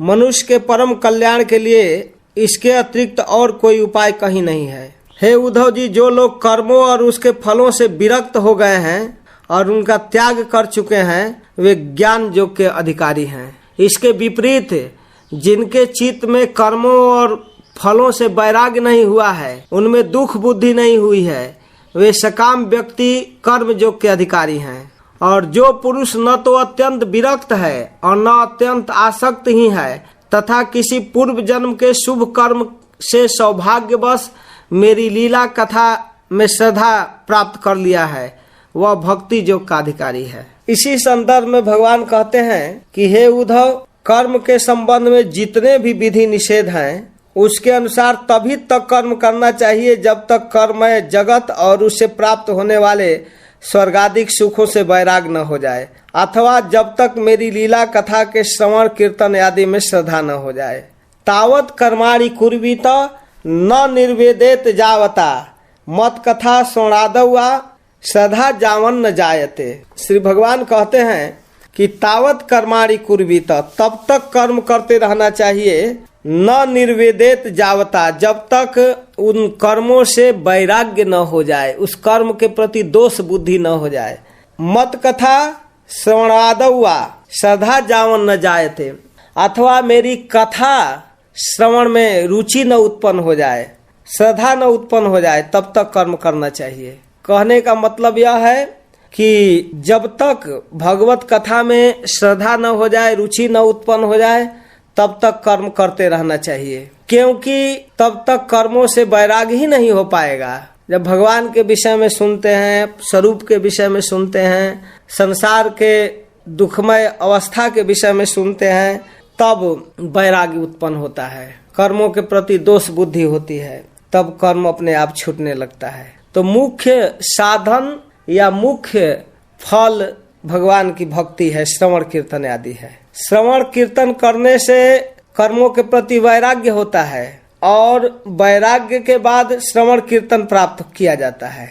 इसमें अद्भुत बात भगवान कह रहे हैं कि तब तक कर्म का पचड़ रहता है जब तक कथा में श्रद्धा न उत्पन्न हो जाए, अथवा तभी तक सांसारिक दुख, सांसारिक बंधन है, कर्मों का पचड़ है, जब तक भगवान की कथा में श्रद्धा नहीं हुई। श्रद्धा उत्पन्न हो गई, कथा सुनने लगा, तब कर्म में दोष बुद्धि हो जाएगा और वो कर्म बंधन अपने आप छूट जाएगा, वैराग्य हो जाएगा। अन्यथा बिना कथा में श्रद्धा उत्पन्न किए एकाएक कर्म छोड़ने से, वैराग्य का दंभ करने से फिर व्यक्ति गिर जाता है। इसलिए आवश्यकता है कि अपने श्रवण कीर्तन को बढ़ावे, धीरे धीरे धीरे धीरे श्रवण करते करते चित्त कर्म में दोष बुद्धि कर ले और फिर वह संसारिक भोगों से विरक्त हो जाए। फिर इसी संदर्भ में आगे भगवान कहते हैं कि हे उद्धव, निर्देह माध्यम सुलभम सुदुर्लभम पल्लवम सुकल्पम गुरुकर्णधारम मयानुकूलेन नभ स्वरेरितम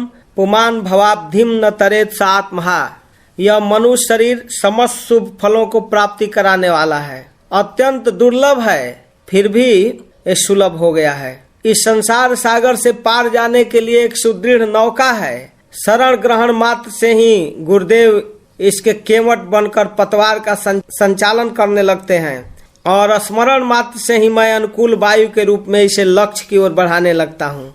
इतनी सुविधा होने पर भी जो इस शरीर के द्वारा संसार सागर को पार नहीं कर जाता, वह तो अपने हाथों अपना वध कर रहा है, अपना हत्या कर रहा है, वह आत्महत्यारा है। अर्थात हे उद्धव, यह मनुष्य शरीर आदि शरीर है। इसी शरीर से विभिन्न लोकों के लिए, विभिन्न जोनियों के लिए जाना पड़ता है, क्योंकि यह कर्म जोनी है। यहाँ पर समस्त कर्मों का फल तैयार होता है और उसके अनुसार जीव विभिन्न लोकों में विभिन्न शरीर प्राप्त करता है और अपने कर्मानुसार सुख दुख को भोगता रहता है।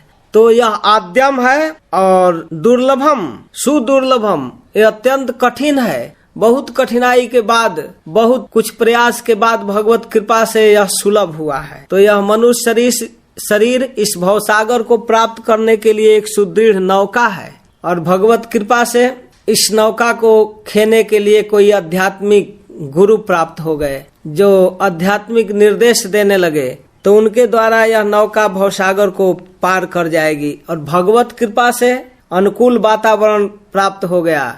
जिस दिशा में जाना हो उसी के तरफ हवा बह गई, अनुकूल व्यवस्था प्राप्त हो गया, इस्कान जैसी संस्था प्राप्त हो गई, भक्त लोग प्राप्त हो गए, श्रवण कीर्तन का प्रचुर अवसर मिलने लगा, भगवत मंदिर भगवत धाम प्राप्त हो गया।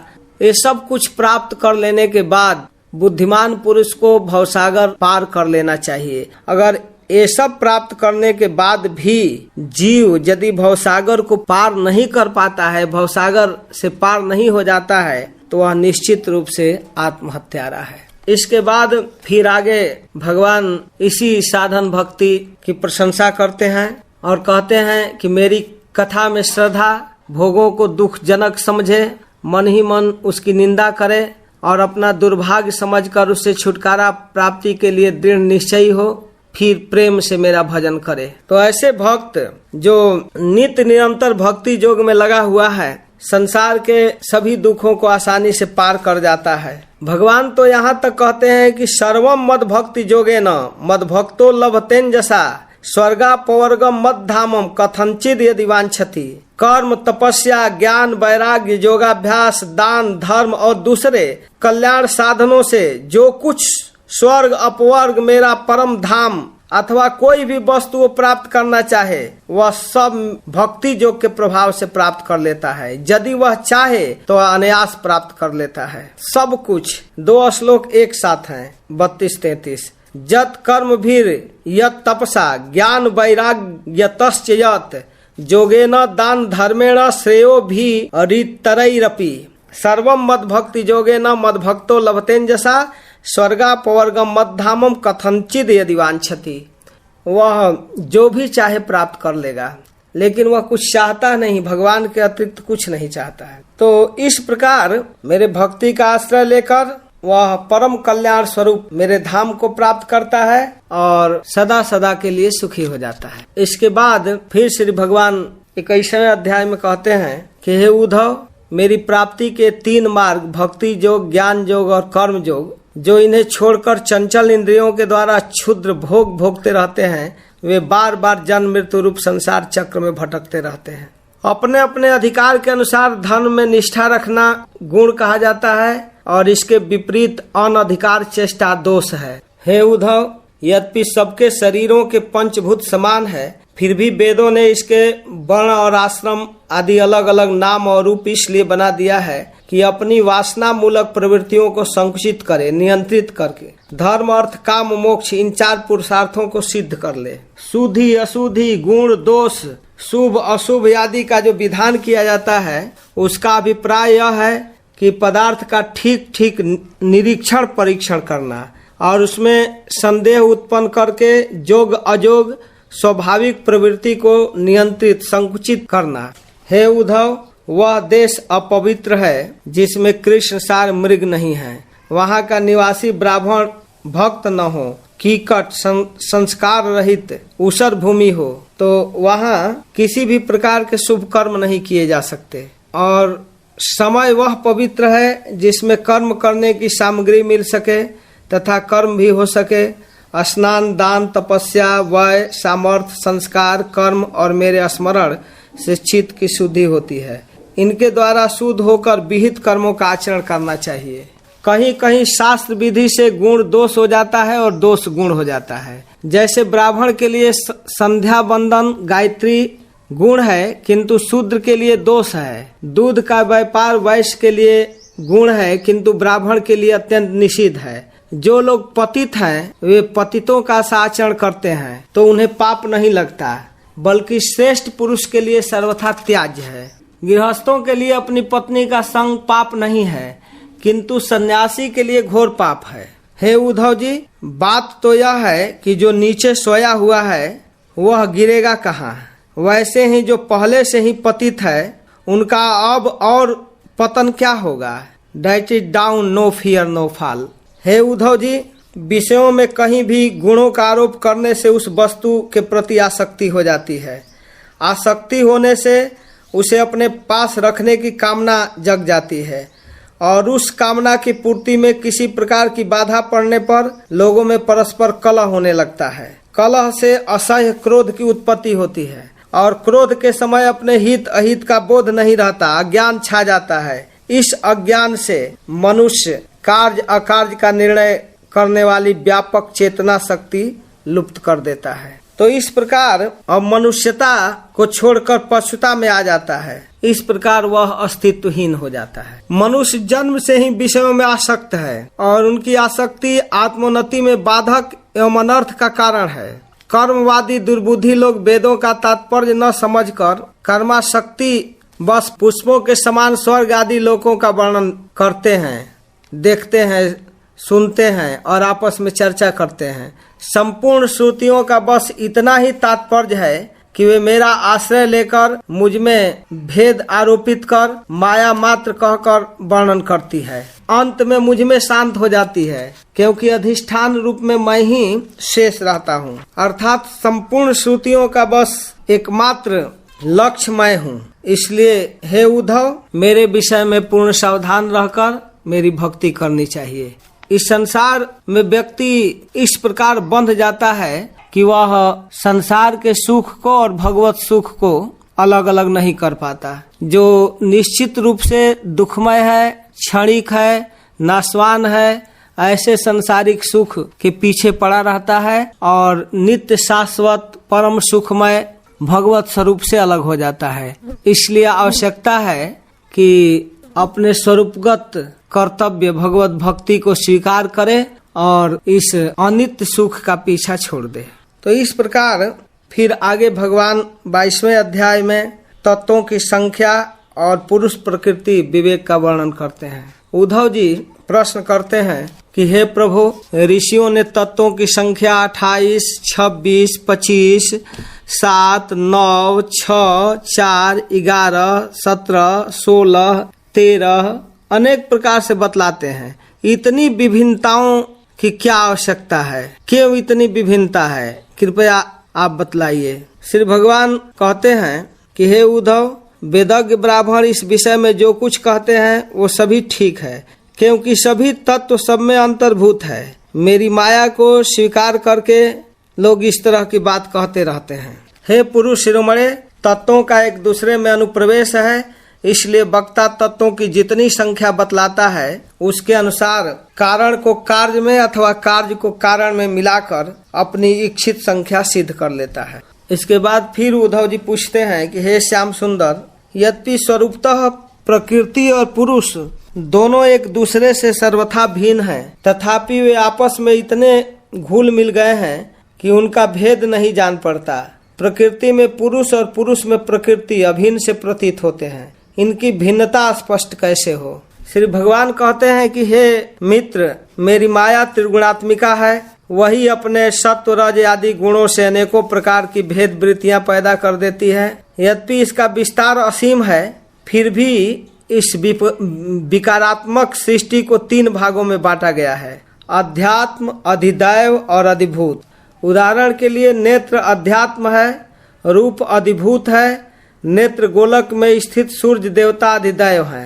परस्पर एक दूसरे के आश्रय से सिद्ध होते हैं, इसलिए तीनों परस्पर सापेक्ष हैं। जिस प्रकार नेत्र के 3 भेद बताए गए, उसी प्रकार त्वचा, श्रोत, जिह्वा, नासिका और चित्त आदि के भी 3 भेद हैं।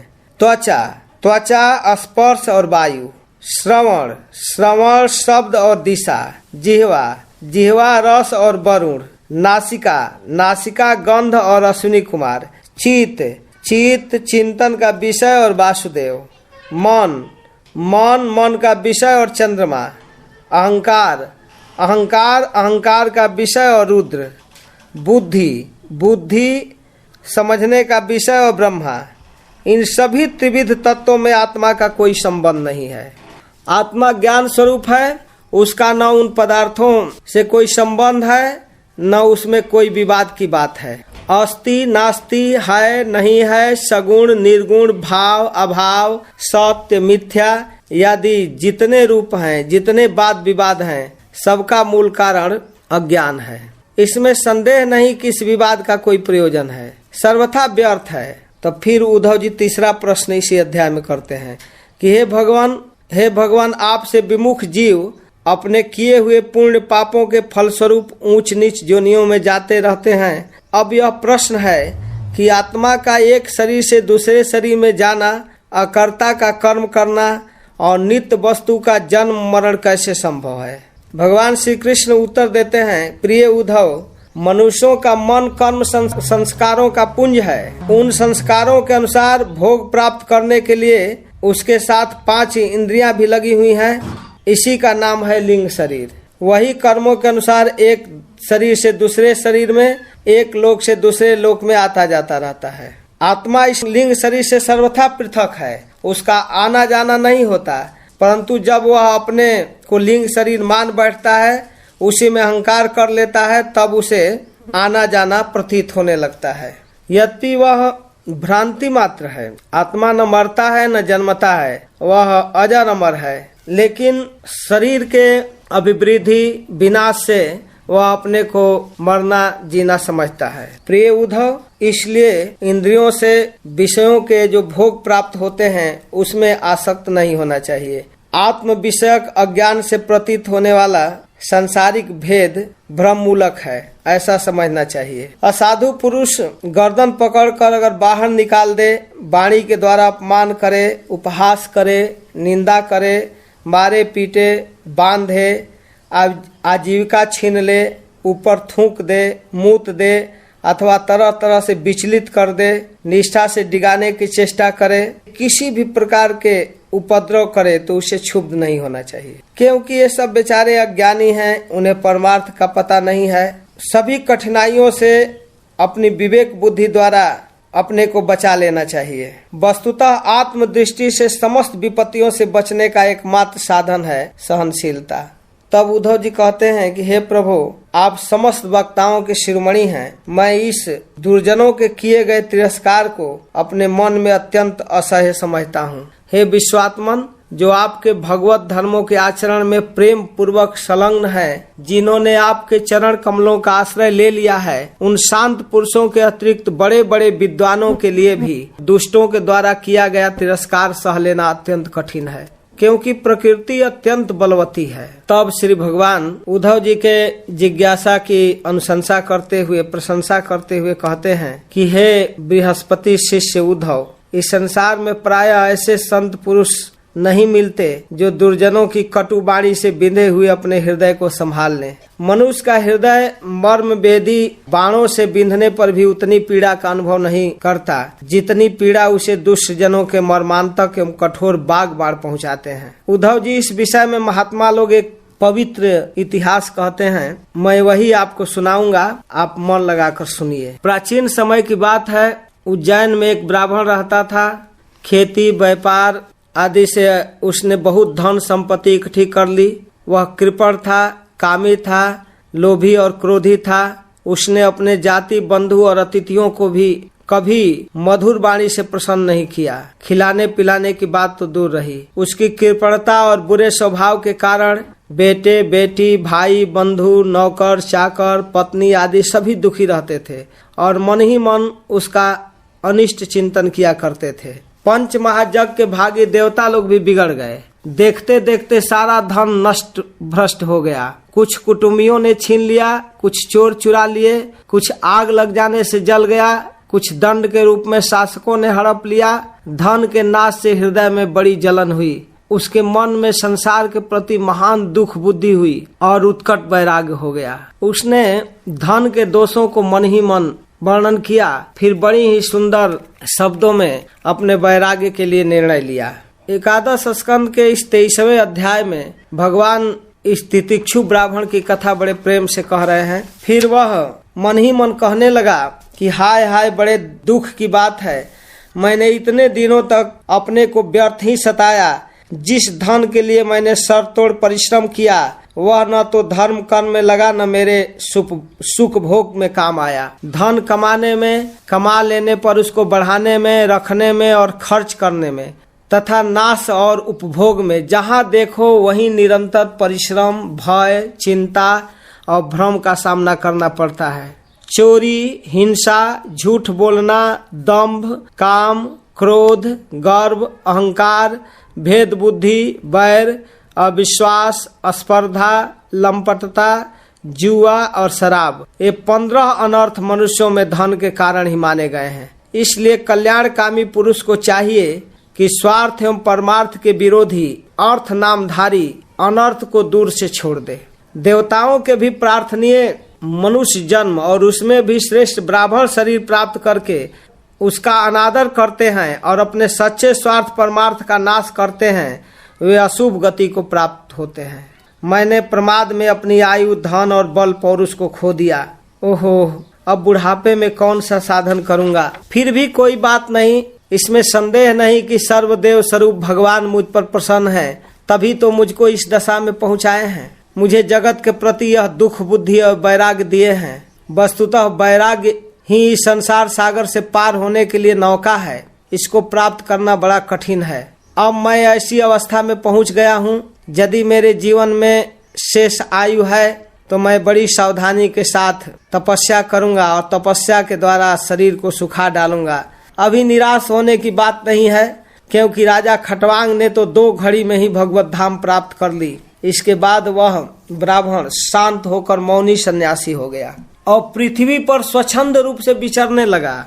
वह भिक्षा के लिए नगर और गांव में जाता था, लेकिन वह अवधूत बेचारा बूढ़ा हो गया। लोग उसका अपमान करते थे, दंड छीन लेते थे, भिक्षा पात्र झटक देते थे, कभी कोई आसन, कंथा और लंगोटी छीन लेते, कभी वस्तुएं दिखा दिखा कर फिर छीन लेते। ऐसे पापी लोग थे जो उसके सिर पर मूत देते, कभी थूक देते, उसे बांध लो कह करके डांटते और कहते देखो देखो यह कृपण धर्म का ढोंग रचा है। धन संपत्ति जब चली गई, स्त्री पुत्रों ने घर से निकाल दिया, तब भीख मांगने का रोजगार अपनाया है। कोई उस अवधूत की हंसी उड़ाता, फिर भी वह चुपचाप सह लेता, किसी के बातों से दुखी नहीं होता। सर्दी गर्मी, सुख दुख, मान अपमान सबको आसानी से सह लेता और बड़ी दृढ़ता से अपने धर्म में स्थिर रहने लगा। सात्विक धैर्य का आश्रय लेकर कभी कभी ऐसे उद्गार व्यक्त करता जो अत्यंत उपादेय है, महत्वपूर्ण है।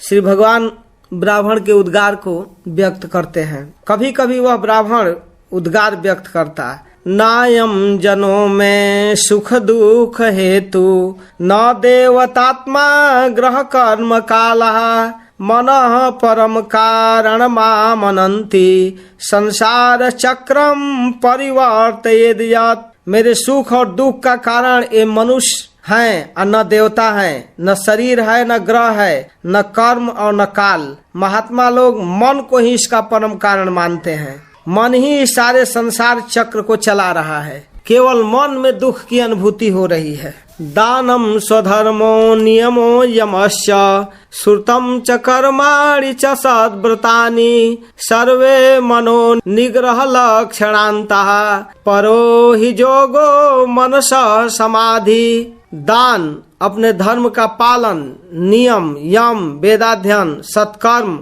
और ब्रह्मचर्य आदि श्रेष्ठ व्रत, इन सब का अंतिम फल यही है कि मन एकाग्र हो जाए, भगवान में लग जाए। मन का समाहित हो जाना ही परम जोग है। देहम मनोमात्रमिमं गृहीत्वा ममाहमित्यात्यन्धधियो मनुष्या एषो अहमन्योयमिति भ्रमेण दुरंत पारे तमसी भ्रमंती।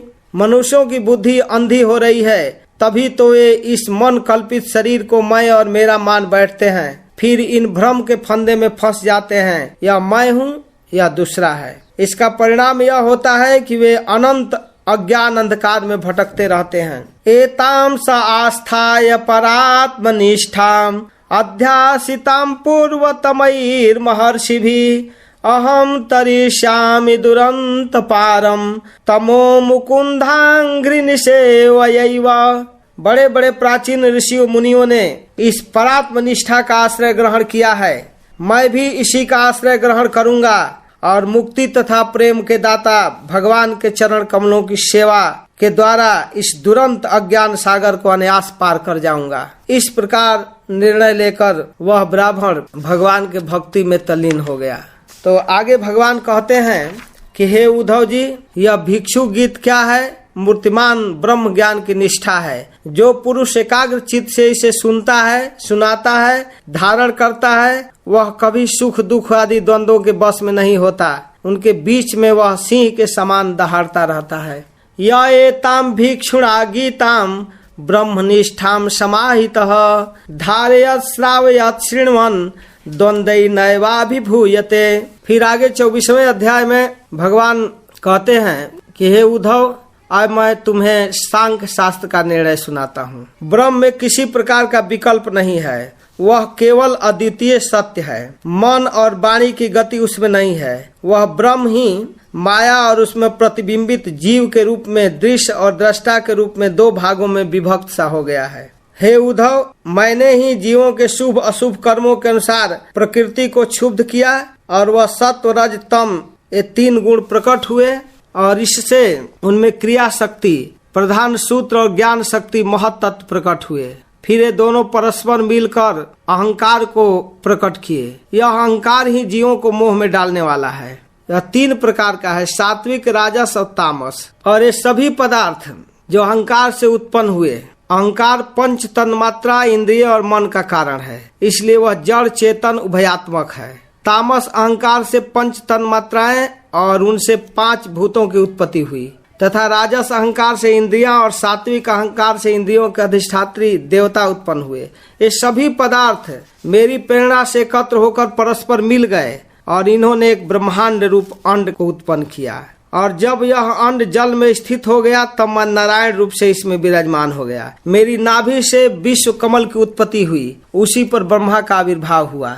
और विश्व समष्टि के अंतःकरण ब्रह्मा ने पहले बहुत बड़ी तपस्या की। इसके बाद मेरा कृपा प्रसाद प्राप्त करके रजोगुण के द्वारा भू, भुआ और स्व अर्थात पृथ्वी, अंतरिक्ष और स्वर्ग, इन तीनों लोकों की रचना किए और इनमें देवताओं, भूत प्रेतों और मनुष्यों के रहने का स्थान निश्चय किए। देवताओं के निवास के लिए स्वर्ग लोक, भूत प्रेत आदि के लिए भुआ लोक अंतरिक्ष और मनुष्य आदि के लिए भूलोक पृथ्वी लोक निश्चय किया गया। इन तीनों लोकों से ऊपर महर लोक, तप लोक आदि सिद्धों के निवास स्थान हुए। सृष्टि कार्य में समर्थ ब्रह्मा ने असुर और नागों के लिए पृथ्वी के नीचे अतल, बीतल, सूतल आदि 7 पाताल बनाए। सारा जगत कर्म और उनके संस्कारों से युक्त है और गुण प्रवाह में पड़कर जीव उसमें कभी डूबता है, कभी उतराता है, कभी ऊपर, कभी नीचे, उत्तम, मध्यम, निम्न अवस्था प्राप्त करता रहता है। तो इस प्रपंच का उपादान कारण प्रकृति है, परमात्मा अधिष्ठान है और इसको प्रकट करने वाला काल है। व्यवहार काल की यह त्रिविधता वस्तुतः ब्रह्म स्वरूप है। तो इस प्रकार इस संसार की सृष्टि होती है और फिर क्रमशः इसका विनाश हो जाता है। तो हे उद्धव, मैं कार्य और कारण दोनों का साक्षी हूँ। मैंने तुम्हें सृष्टि से प्रलय और प्रलय से सृष्टि तक की सांख्य विधि बतला दी। जो पुरुष तत्वतः इस सांख्य योग का अध्ययन करता है उससे संदेह की गांठ कट जाती है और पुरुष अपने स्वरूप में स्थित हो जाता है। इसके बाद श्री भगवान आगे 3 गुणों की वृत्तियों का निरूपण करते हैं 25वें अध्याय में। आगे भगवान कहते हैं, पुरुष प्रवर उद्धव जी, प्रत्येक व्यक्ति में अलग अलग गुणों का प्रकाश होता है। उनके कारण प्राणियों के स्वभाव में भी भेद होता है। प्रकृति के गुणों के अनुसार पुरुषों में अलग अलग भेद हो जाता है। जैसी गुण की वृत्तियां होती है वैसे व्यक्ति का व्यक्तित्व हो जाता है। समो दमस तितिक्षेक्षा तप सत्यम दया स्मृति तुष्टि त्यागो स्पृहा श्रद्धा हृदयादि स्वनिर्वृत्ति। सम मन संयम, दम इंद्रिय निग्रह, तितिक्षा सहिष्णुता, विवेक, तप, सत्य, दया, स्मृति, संतोष, त्याग, विषयों के प्रति अनिच्छा, श्रद्धा, लज्जा, पाप करने में स्वाभाविक संकोच, आत्मरति, दान, विनय और सरलता, ये सत्व गुण की वृत्तियां हैं। काम इहा मद तृष्णा स्तंभ आशीर्भिदा सुखम मदोत्साहो जसः प्रीति हास्यम वीर्यम बलोद्यम। इच्छा, प्रयत्न, घमंड, तृष्णा, ऐठ या अकड़, देवताओं से धन आदि की याचना, भेद बुद्धि, विषय भोग, उत्साह, अपने जस में प्रेम, हास्य, पराक्रम और हठ पूर्वक उद्योग करना इत्यादि ये रजोगुण की वृत्तियां हैं। क्रोधो लोभो नृतम हिंसा यांचा दंभ क्लमः कलिः शोक मोहौ विषादार्ति निद्रासा भीरनुद्यम। क्रोध, असहिष्णुता, लोभ, मिथ्या भाषण, हिंसा, याचना, पाखंड, श्रम, कलह, शोक, मोह, विषाद, दीनता, निद्रा, आशा, भय और अकर्मणता, ये सब तमोगुण की वृत्तियां हैं। तो इस प्रकार इन गुणों की वृत्तियों के साथ साथ सत्व रज तम के लक्षण क्या है। व्यक्ति जब इन गुणों को प्राप्त कर लेता है तो उसकी अवस्था क्या होती है। तो सत्व, चित्त की प्रसन्नता, इंद्रियों में शांति, देह की निर्भयता, मन में अनासक्ति, सत्वगुण के वृद्धि के लक्षण है। वन में निवास और आत्मज्ञान विषयक श्रद्धा ये सात्विक है। और रज, कार्य करने में बुद्धि चांचल्य, ज्ञान इंद्रियों का असंतोष, कर्म इंद्रियों में विकार, मन में भ्रांति, शरीर की अस्वस्थता रजोगुण की वृद्धि के लक्षण है। गांव में निवास और कर्म में श्रद्धा राजस है। तम, चित्त ज्ञान इंद्रियों द्वारा विषयों को ठीक ठीक समझने में असमर्थ हो जाए, क्षीण हो जाए, मन सुना साना हो जाए, तथा अज्ञान और विषाद की वृद्धि हो तो तमोगुण का विकास है। जुआ घर में निवास और अधर्म में श्रद्धा तामस श्रद्धा है। और आगे भगवान अंत में कहते हैं कि मेरे मंदिर में निवास और मेरी सेवा में श्रद्धा निर्गुण है। फिर इस अध्याय के अंत में श्री भगवान कहते हैं कि यह मनुष्य शरीर बहुत दुर्लभ है। इसी शरीर में तत्व ज्ञान और उसमें निष्ठा रूपी विज्ञान की प्राप्ति संभव है। इसलिए इसे पाकर बुद्धिमान पुरुषों को गुणों की आसक्ति हटाकर मेरा भजन करना चाहिए। विचारशील पुरुष को चाहिए कि बड़ी सावधानी से सत्वगुण के सेवन से रजोगुण और तमोगुण को जीत ले, इंद्रियों को वश में कर ले, मेरे स्वरूप को समझकर मेरे भजन में लग जाए। इसके बाद 26वें अध्याय में श्री भगवान पुरुरवा महाराज के वैराग्योक्ति का वर्णन करते हैं, जिसको ऐल गीत कहते हैं। पुरुरवा महाराज इला के द्वारा उत्पन्न हुए थे, इसलिए उनका नाम ऐल है और उनकी उक्ति को ऐल गीत कहते हैं। श्रीमद् भागवतम में अपने आप में बहुत बड़ा महत्व रखता है। श्री भगवान कहते हैं कि हे उद्धव, यह मनुष्य शरीर मेरे स्वरूप ज्ञान की प्राप्ति का मुख्य साधन है। इसे पाकर जो मनुष्य सच्चे प्रेम से मेरी भक्ति करता है वह अंतःकरण में स्थित मुझ आनंद स्वरूप को प्राप्त कर लेता है। श्री भगवान कहते हैं कि हे उद्धव जी, यह मनुष्य शरीर मेरी प्रेम भक्ति करके मुझे प्राप्त करने के लिए है। विशेष सावधानी इस बात की है कि विषयों असत पुरुषों का संग कभी न हो, अन्यथा उनकी वही गति होगी जो अंधे के पीछे चलने वाले अंधे की होती है। परम यशस्वी पुरुरवा उर्वशी के विरह से अत्यंत बेसुध हो गए और पीछे अज्ञान मिटने पर बड़ा सुंदर वैराग्य हुआ। उसने एक गाथा गाई जिसको ऐल गीत कहते हैं। महाराज पुरुरवा जब नग्न अवस्था में पागल की भांति अपने को छोड़कर भागती हुई उर्वशी के पीछे अत्यंत विह्वल होकर दौड़ रहे थे और कह रहे थे, हे देवी, हे निष्ठुर हृदय, थोड़ी ठहर जा, भागो मत, रुक जाओ। फिर भी उर्वशी कोई ध्यान नहीं दी। वास्तव में उर्वशी इनका चित्त आकृष्ट कर ली थी। उन्हें तृप्ति नहीं हुई। वे क्षुद्र विषयों के सेवन में इतने डूब गए कि उन्हें वर्षों की रात्रियां न जाती मालूम पड़ी न आती। तो अंत में काफी विषयों के सेवन के बाद विषय दुख की अनुभूति जब पुरुरवा महाराज किए, तब उन्होंने बड़ा सुंदर उक्तियों में अपने वैराग्य का वर्णन किया, जिसको भगवान हूबहू रखते हैं। ऐल उवाच अहो मे मोह विस्तार काम कसमल चेतसः देव्या गृहीत कंठस्य नायु खंडाई में स्मृता। हाय हाय, भला मेरी मूढ़ता तो देखो, काम वासना ने मेरे चित्त को इतना कलुषित कर दिया। उर्वशी ने अपनी बाहुओं से मेरा ऐसा गला पकड़ा कि मैंने आयु के न जाने कितने वर्ष खो दिए। ओहो, विस्मृति की भी एक सीमा होती है, हद हो गया। हाय हाय, उसने मुझे लूट लिया।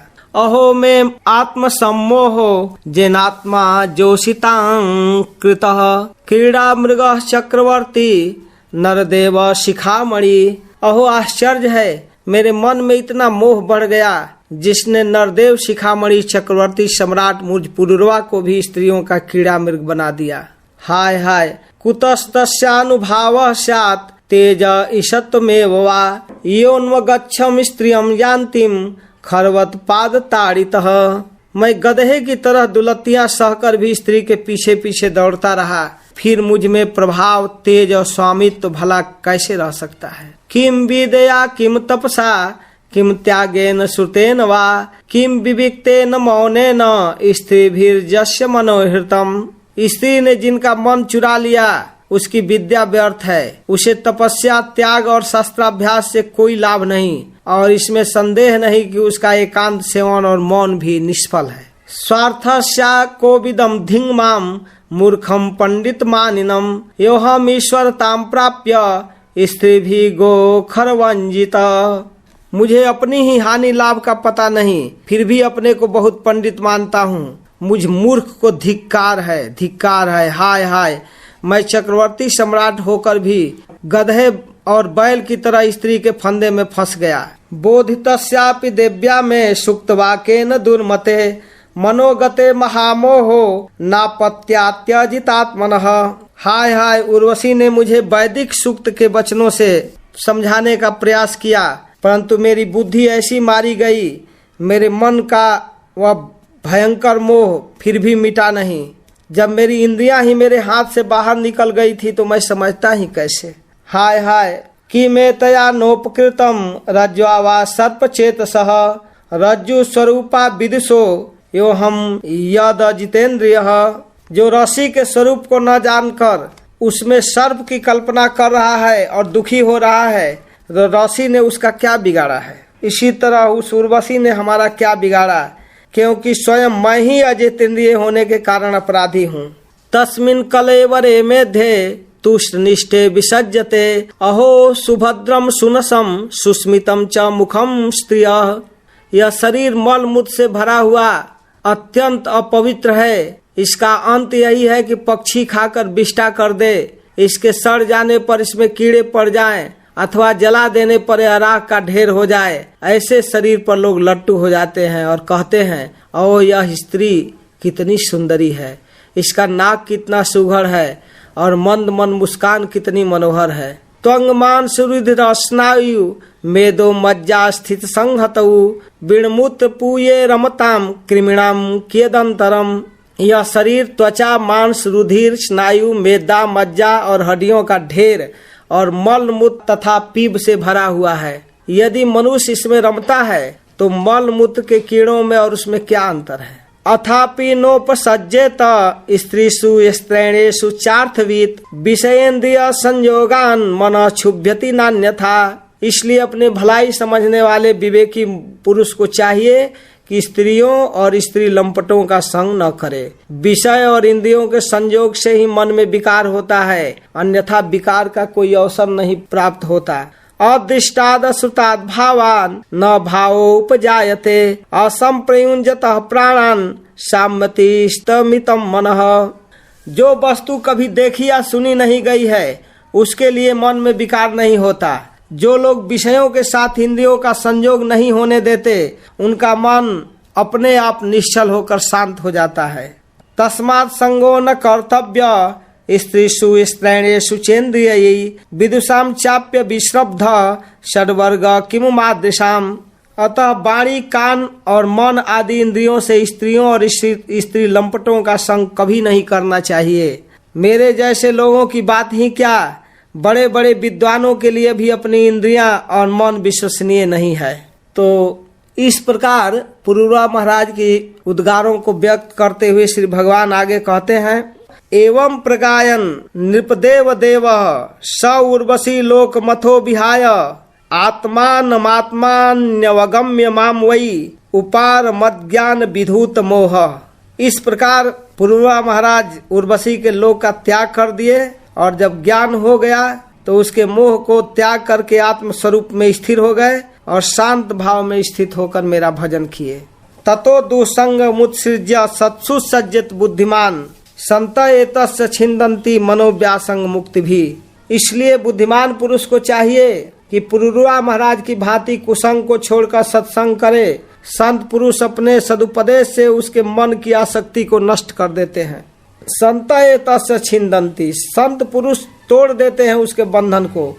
मनोव्यासंग मुक्ति भी, बहुत दिनों से मन में जकड़ी हुई विषय वासना को तोड़ देते हैं। कैसे तोड़ते हैं? उक्ति भी, अपने प्रवचनों से, अपने वचनों से। तो इस प्रकार परम भाग्यवान उद्धव जी, संतों के सौभाग्य की महिमा कौन कहे। उनके पास सदा सर्वदा मेरी लीला कथाएं हुआ करती हैं। मेरी कथाएं मनुष्य के लिए परम हितकर है। जो उसका सेवन करता है उसके सारे पाप ताप धो जाते हैं। जो लोग आदर और श्रद्धा से मेरी लीला कथा का श्रवण गान और अनुमोदन करते हैं वे मेरे परायण हो जाते हैं, मेरी अनन्य प्रेममयी भक्ति प्राप्त कर लेते हैं। या जय श्रृण्वन्ति गायन्ति ह्यनुमोदन्ति चादृतः मत्परा सद्दधानस्य भक्तिम विन्दति ते मयि।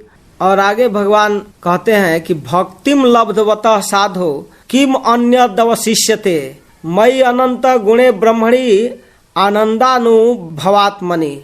हे उद्धव, मैं अनंत अचिंत कल्याणमय गुण गणों का आश्रय हूँ। मेरा स्वरूप है केवल आनंद, केवल अनुभव, विशुद्ध आत्मा, साक्षात ब्रह्म। जिसे मेरी भक्ति मिल गई वह तो संत हो गया, अब उसे कुछ भी पाना शेष नहीं है। जैसे सूर्य आकाश में उदय होकर लोगों को जगत तथा अपने देखने के लिए नेत्र दान करता है, वैसे ही संत पुरुष अपने को तथा भगवान को देखने के लिए अंतर्दृष्टि देते हैं। संत अनुग्रहशील देवता हैं, संत अपने हितैषी सुहृद हैं, संत अपने प्रियतम आत्मा है, और अधिक क्या कहूँ, स्वयं मैं ही संत के रूप में विद्यमान हूँ। संतो दिशंति चक्षुंसी बहिर्अर्क समुस्थितः देवता बांधवा संत संता आत्मा हमेव च।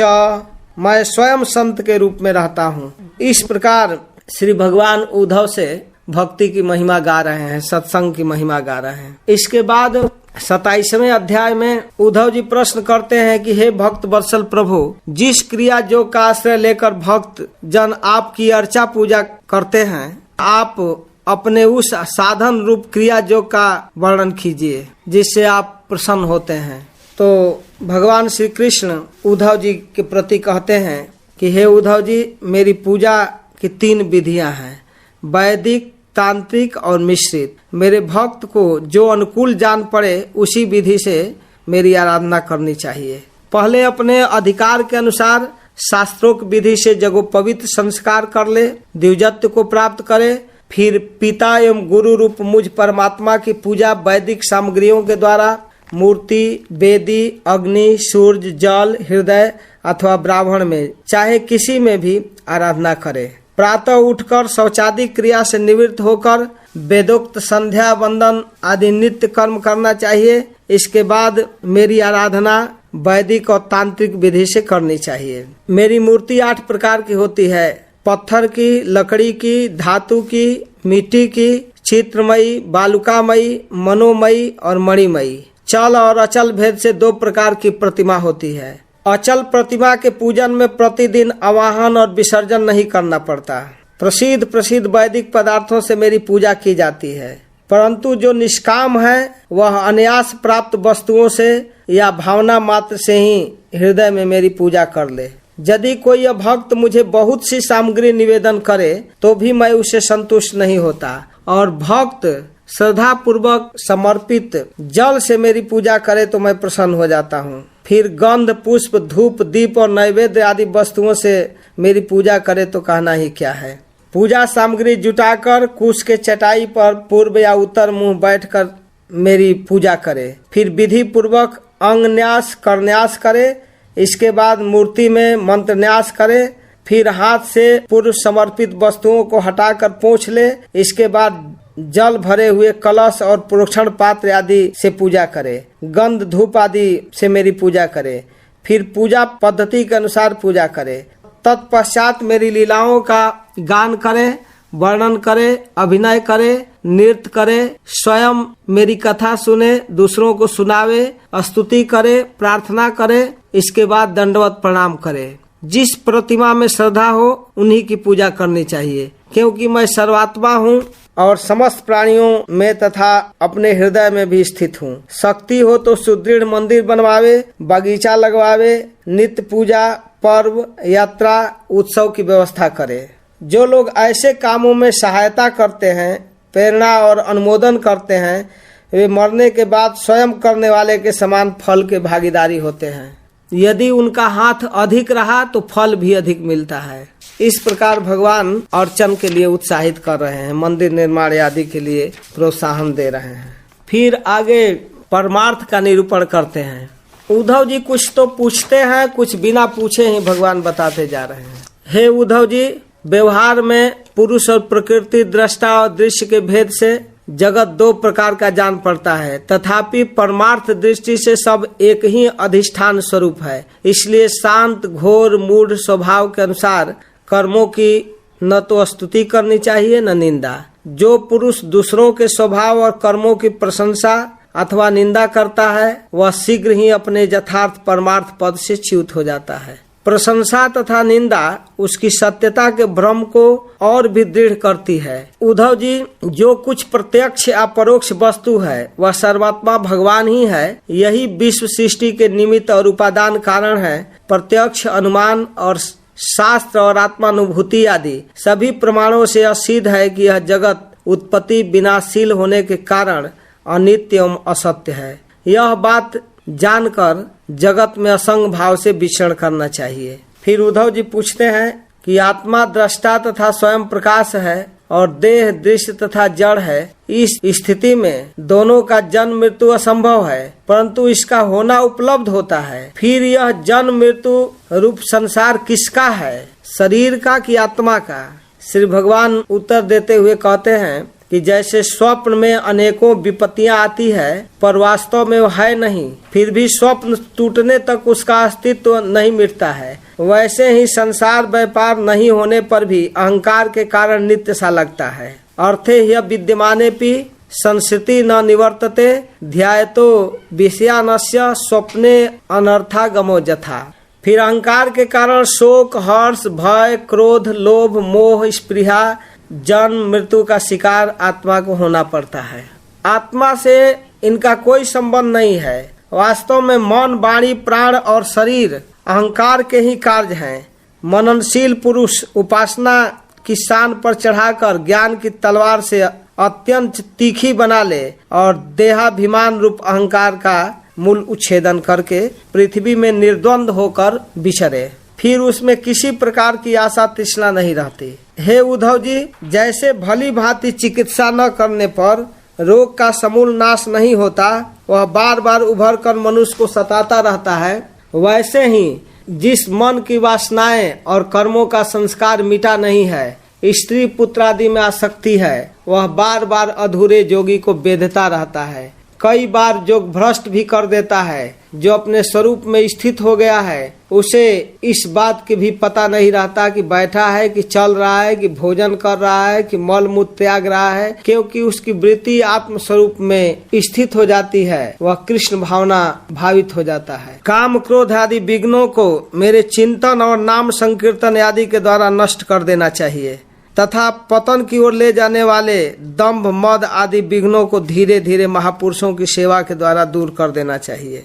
काश्चिन ममानुध्यानेन नाम संकीर्तनादिभिः जोगेश्वरानुवृत्त्या वा हन्यादसु भदांछनई। इस प्रकार जो मन में विविध प्रकार के विकार उत्पन्न हो रहे हैं, चिंतन में बाधा पड़ रहे हैं, उनको नाम संकीर्तन के द्वारा नष्ट कर देना चाहिए। हरे कृष्णा कृष्ण कृष्ण हरे हरे, हरे राम राम राम हरे हरे। इस प्रकार महामंत्र का जप करके इन विघ्नों से उपराम हो जाना चाहिए और महापुरुषों के सेवा के द्वारा विघ्नों से छुटकारा प्राप्त किया जा सकता है। जो साधक मेरा आश्रय लेकर मेरे द्वारा कही हुई योग साधना में संलग्न रहता है, उसे कोई भी विघ्न बाधा डिगा नहीं सकता और उसकी सारी कामनाएं नष्ट हो जाती है और वह स्वरूपगत आनंद में विभोर हो जाता है, मग्न हो जाता है। इसके बाद उद्धव जी कहते हैं 29वें अध्याय में कि हे अच्युत, जो अपना मन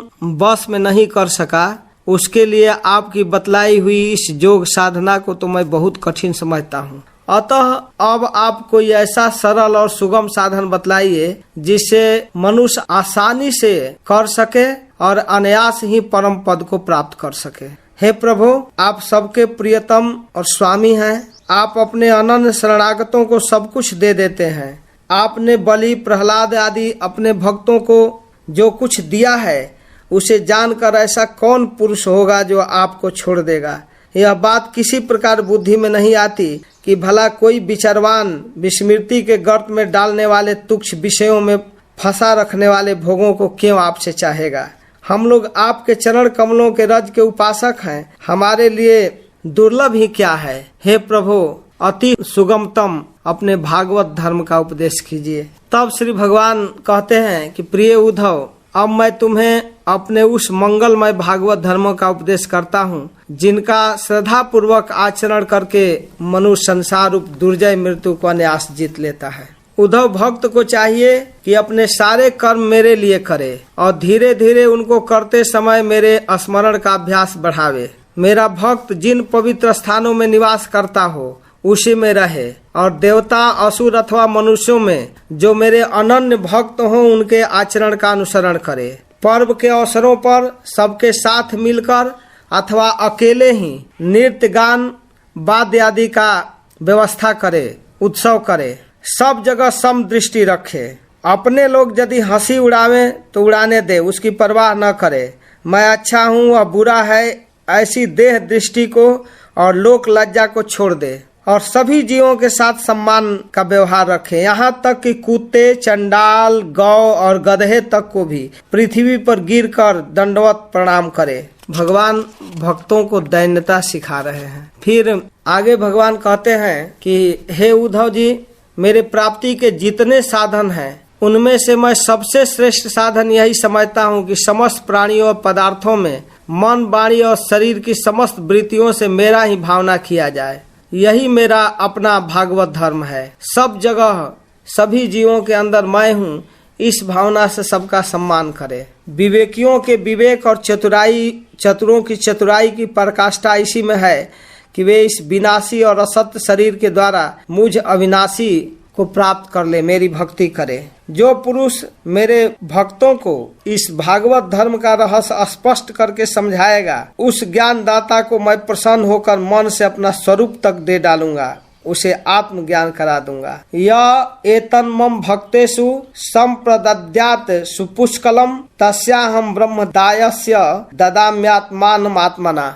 यह एतत् समधीत पवित्रम परमम शुचि सपूयेता हर्मम ज्ञान दीपेन दर्शयन। उद्धव जी, यह तुम्हारा और मेरा संवाद परम पवित्र है, दूसरों को भी पवित्र करने वाला है। जो व्यक्ति प्रतिदिन इसका पाठ करता है, दूसरों को सुनाता है, वह इस ज्ञान दीप के द्वारा दूसरों को मेरा दर्शन कराने के कारण पवित्र हो जाता है। यह एतत् श्रद्धया नित्यम अव्यग्र शृणुया नरः मयि भक्तिम पराम कुर्वन् कर्मभिर न सबद्धते। जो कोई एकाग्र चित्त से इसे श्रद्धा पूर्वक नित्य सुनेगा, उसे मेरी पराभक्ति प्राप्त होगी और वह कर्म बंधन से मुक्त हो जाएगा। हे उद्धव, हे प्रिय सखे, तुमने भली भांति ब्रह्म का स्वरूप समझ लिया और तुम्हारे चित्त का मोह और शोक दूर हो गया। हे उद्धव, तुम इसे दाम्भिक, नास्तिक, शौठ, अश्रद्धालु, भक्तिहीन और उद्धत पुरुष को कभी मत इसे देना। न तत्वया दाम्भिकाय नास्तिकाय सठाय च असुशोषो अभक्ताय दुर्विनीताय दीयताम। एतै दोषै विहीनाय ब्रह्मणाय प्रियाय च साधवे शुचये ब्रूयात् भक्ति स्याद् शुद्ध जोषिताम। जो इन दोषों से रहित है, ब्राह्मण भक्त हैं, प्रेमी हैं, साधु स्वभाव है, जिनका चरित्र पवित्र है, उसी को यह प्रसंग सुनाना। यदि शूद्र और स्त्री भी मेरे प्रति प्रेम भक्ति रखते हैं तो उन्हें भी इसका उपदेश करना चाहिए। फिर अंत में उद्धव जी भगवान के चरणों में नमस्कार करते हुए कहते हैं, नमोस्तु ते महाजोगिन प्रपन्नम मनुषाधिमाम यथा त्वचरणाम्भोजे रति स्यादन पायिनी। हे महाजोगेश्वर, मेरा आपको नमस्कार है। अब आप कृपा करके मुझ शरणागत को ऐसी आज्ञा दीजिए जिससे आपके चरणों में मेरी अनन्य भक्ति बनी रहे। भगवान श्री कृष्ण ने कहा, हे उद्धव, अब तुम मेरी आज्ञा से बद्री वन चले जाओ। वह मेरा ही आश्रम है, वहाँ मेरे चरण कमलों के धोवन गंगा जल में स्नान करना और उनका सेवन करना, इससे तुम पवित्र हो जाओगे। उद्धव जी तो पहले से ही पवित्र थे, लेकिन भगवान गंगा की महिमा गा रहे हैं। प्रिय उद्धव, तुम वहाँ वृक्षों की छाल पहनना, वन के कंद मूल फल खाना और किसी भोग की अपेक्षा न रहकर निष्प्रिय वृत्ति से अपने आप में मस्त रहना। सर्दी, गर्मी, सुख, दुख जो कुछ आ जाए उसे समभाव से सहना। स्वभाव सौम्य रखना, इंद्रियों को बस में रखना, चित्त शांत रखना और मेरे बताए हुए भागवत धर्म में सदा रमे रहना। इस प्रकार उद्धव जी को भगवान उपदेश किए और उद्धव जी भगवान की बात स्वीकार करके उनकी परिक्रमा किए और उनके चरणों पर अपना सिर रख दिए। उन्होंने अपने नेत्रों की झरती हुई यशोधारा से भगवान के चरण कमलों को भिगो दिया। उद्धव जी कातर हो गए, उनको त्याग करने में समर्थ न हुए, बार बार विह्वल होकर मूर्छित होने लगे। कुछ समय के बाद उन्होंने भगवान के चरणों की पादुकाएं अपने सिर पर रख ली और बार बार भगवान के चरणों में प्रणाम किए और इसके बाद नहीं चाहते हुए भी भगवान की इच्छा से वहां से प्रस्थान किए। भगवान के परम प्रेमी भक्त उद्धव हृदय में भगवान की छवि धारण किए हुए बद्रिकाश्रम के लिए प्रस्थान किए और वहां पहुंचकर उन्होंने तपोमय जीवन व्यतीत किया। भगवान के उपदेश के अनुसार स्वरूपभूत परम गति को प्राप्त किए। इसके बाद 30वें अध्याय में महाराज परीक्षित प्रश्न करते हैं कि हे भगवान, जब महाभागवत उद्धव बद्री वन को चले गए तब भूत भावन भगवान कृष्ण ने द्वारिका में क्या लीला की, परम प्रिय अपने दिव्य श्री विग्रह की लीला का स्मरण कैसे किए, उन्होंने अपना अद्भुत श्री विग्रह किस प्रकार अंतर्हित किए। सुखदेव गोस्वामी कहते हैं कि हे परीक्षित, जब भगवान कृष्ण ने देखा कि आकाश, पृथ्वी और अंतरिक्ष में बड़े बड़े उत्पात अपशकुन हो रहे हैं, तब उन्होंने सुधर्मा सभा में उपस्थित सभी जदुवंशियों को बुलाए और कहने लगे, श्रेष्ठ जदुवंशियों, यह देखो द्वारिका में बड़े बड़े भयंकर उत्पात होने लगे हैं। ये साक्षात यमराज की ध्वजा के समान हमारे अनिष्ट के सूचक हैं। इस ब्रह्मश्राप से छुटकारा पाने के लिए हमें निश्चित रूप से शंखो द्वार क्षेत्र, प्रभास क्षेत्र में चलना चाहिए और वहां पर जाकर एकाग्र चित्त से भगवान का भजन करना चाहिए। उपवास करके, एकाग्र चित्त से स्नान करके, सामग्रियों से देवताओं की पूजा करेंगे, स्वस्ति वाचन करेंगे और ब्राह्मणों को सत्कार करेंगे। ब्राह्मणों की कृपा से हो सकता है वह ब्रह्मशाप से छुटकारा प्राप्त हो जाए। इस प्रकार भगवान अपने जदुवंशियों से धार्मिक अनुष्ठान के लिए प्रेरित किए। सब लोग एक स्वर से स्वीकार कर लिए और तुरंत नौकाओं से समुद्र पार कर रथों द्वारा प्रभास क्षेत्र की यात्रा किए। वहां पहुंचकर भगवान श्री कृष्ण के आदेश के अनुसार यादवों ने बड़ी श्रद्धा और भक्ति से शांति पाठ किए तथा सब प्रकार के मंगलमय कृत किए। यह सब तो उन्होंने किया, परंतु दैव ने उनकी बुद्धि हर ली। वे उस समय मैरेयक नामक मदिरा का पान करने लगे, जिससे उनकी बुद्धि नष्ट हो गई। वह पीने में तो अवश्य मीठी थी, परंतु परिणाम सर्वनाशक करने वाली थी। उस तीव्र मदिरा के पान से सबके सब उन्मत्त हो गए और वे सब घमंडी वीर एक दूसरे से लड़ने झगड़ने लगे। वास्तव में सच कहा जाए तो भगवान श्री कृष्ण की माया से वे मोहित हो रहे थे। वे सब आपस में एक दूसरे पर क्रोधित होकर आक्रमण करने लगे। क्रोध से भरकर एक दूसरे पर आक्रमण करने लगे। धनुष, बाण, तलवार, भाले, गदा, तोमर, रिष्टि आदि अस्त्र शस्त्रों से एक दूसरे के साथ भिड़ गए। प्रद्युम्न सांब से, अक्रूर भोज से, गद से, सुमित सूरत से, अनिरुद्ध सात्विकी से, सुभद्र संग्रामजीत से क्रोध में भरकर एक दूसरे का नाश करने पर तुल गए। दासार्ह, विष्णु, अंधक, भोज, सात्वत, मधु, अर्बुद, माथुर, सुरसेन, विसर्जन, कुकुर, कुंती आदि वंशों के लोग सौहार्द और प्रेम भुलाकर आपस में मार काट करने लगे। मूढ़तावश पुत्र पिता का, भाई भाई का, भांजा मामा का, नाती नाना का, मित्र मित्र का, सुहृद सुहृद का, चाचा भतीजे का खून करने लगे। सब जब अस्त्र शस्त्र से नष्ट भ्रष्ट हो गए, तब समुद्र तट पर लगी हुई एरका नाम की घास उखाड़नी शुरू की। वह घास ऋषियों के शाप से उत्पन्न लोहे के मूसल के चूरे से पैदा हुई थी। हाथ में आते ही वह घास वज्र के समान कठोर मुदगरों के रूप में परिणत हो गई। भगवान मना किए तो भी उन्हें और रोष हो गया और कृष्ण बलराम से लड़ने लगे। अब दोनों भाई एरका घास उखाड़ उखाड़ कर उन्हें मारने लगे। जैसे बांसों की रगड़ से उत्पन्न दवानल बांसों को ही भस्म कर देता है, वैसे ही ब्रह्मश्राप से ग्रस्त और भगवान की माया से मोहित जदुवंशियों के क्रोध ने उनका ध्वंस कर दिया। अब भगवान संतोष की सांस ली कि पृथ्वी का बचा खुचा भार भी उतर गया। फिर श्री भगवान शांति का अनुभव किए। इसके बाद श्री बलराम जी समुद्र तट पर बैठकर आत्म स्वरूप में स्थिर होकर इस लोक को छोड़ दिए। श्री बलराम की गति को देखकर भगवान श्री कृष्ण एक पीपल के वृक्ष के नीचे आकर चुपचाप धरती पर बैठ गए। बड़ा ही सुंदर रूप था श्री भगवान का। ठीक उसी समय जरा नामक एक बहेलिया आया। उसने मूसल के बचे हुए टुकड़े से अपने बाण की गांसी बना ली थी। उसे दूर से भगवान का लाल लाल तलवा हरिण के मुंह के समान दिखाई पड़ा। उसने उसे सचमुच हरिण समझकर अपने उसी बाण से बिंध दिया। जब वह पास आया तब उसने देखा कि अरे ये तो चतुर्भुज पुरुष है। अब तो अपराध कर चुका था, इसलिए डर के मारे कांपने लगा और श्री भगवान के चरणों पर गिर पड़ा। उसने कहा, हे मधुसूदन, मैंने अनजान में यह पाप किया है। सचमुच मैं बहुत बड़ा पापी हूँ, परंतु हे परम यशस्वी, आप कृपा करके मेरा अपराध क्षमा कर दीजिए। हे बैकुंठनाथ, मैं निरपराध हरिणों को मारने वाला महापापी हूँ। आप मुझे अभी अभी मार डालिए। क्योंकि मर जाने पर मैं फिर कभी आप जैसे महापुरुषों का अपराध नहीं करूंगा। इस प्रकार विनम्र भाव से जरा भगवान के चरणों में गिर कर रोने लगा। तब श्री भगवान कहे, हे जरे तू डरो मत, उठो, यह तो तूने मेरे मन का काम किया है। जा मेरी आज्ञा से उस स्वर्ग में निवास कर जिसकी प्राप्ति बड़े बड़े पुण्यवानों को होती है। इसके बाद जरा भगवान की 3 बार परिक्रमा किया, नमस्कार किया और उनके सामने ही विमान पर सवार होकर स्वर्ग को चला गया।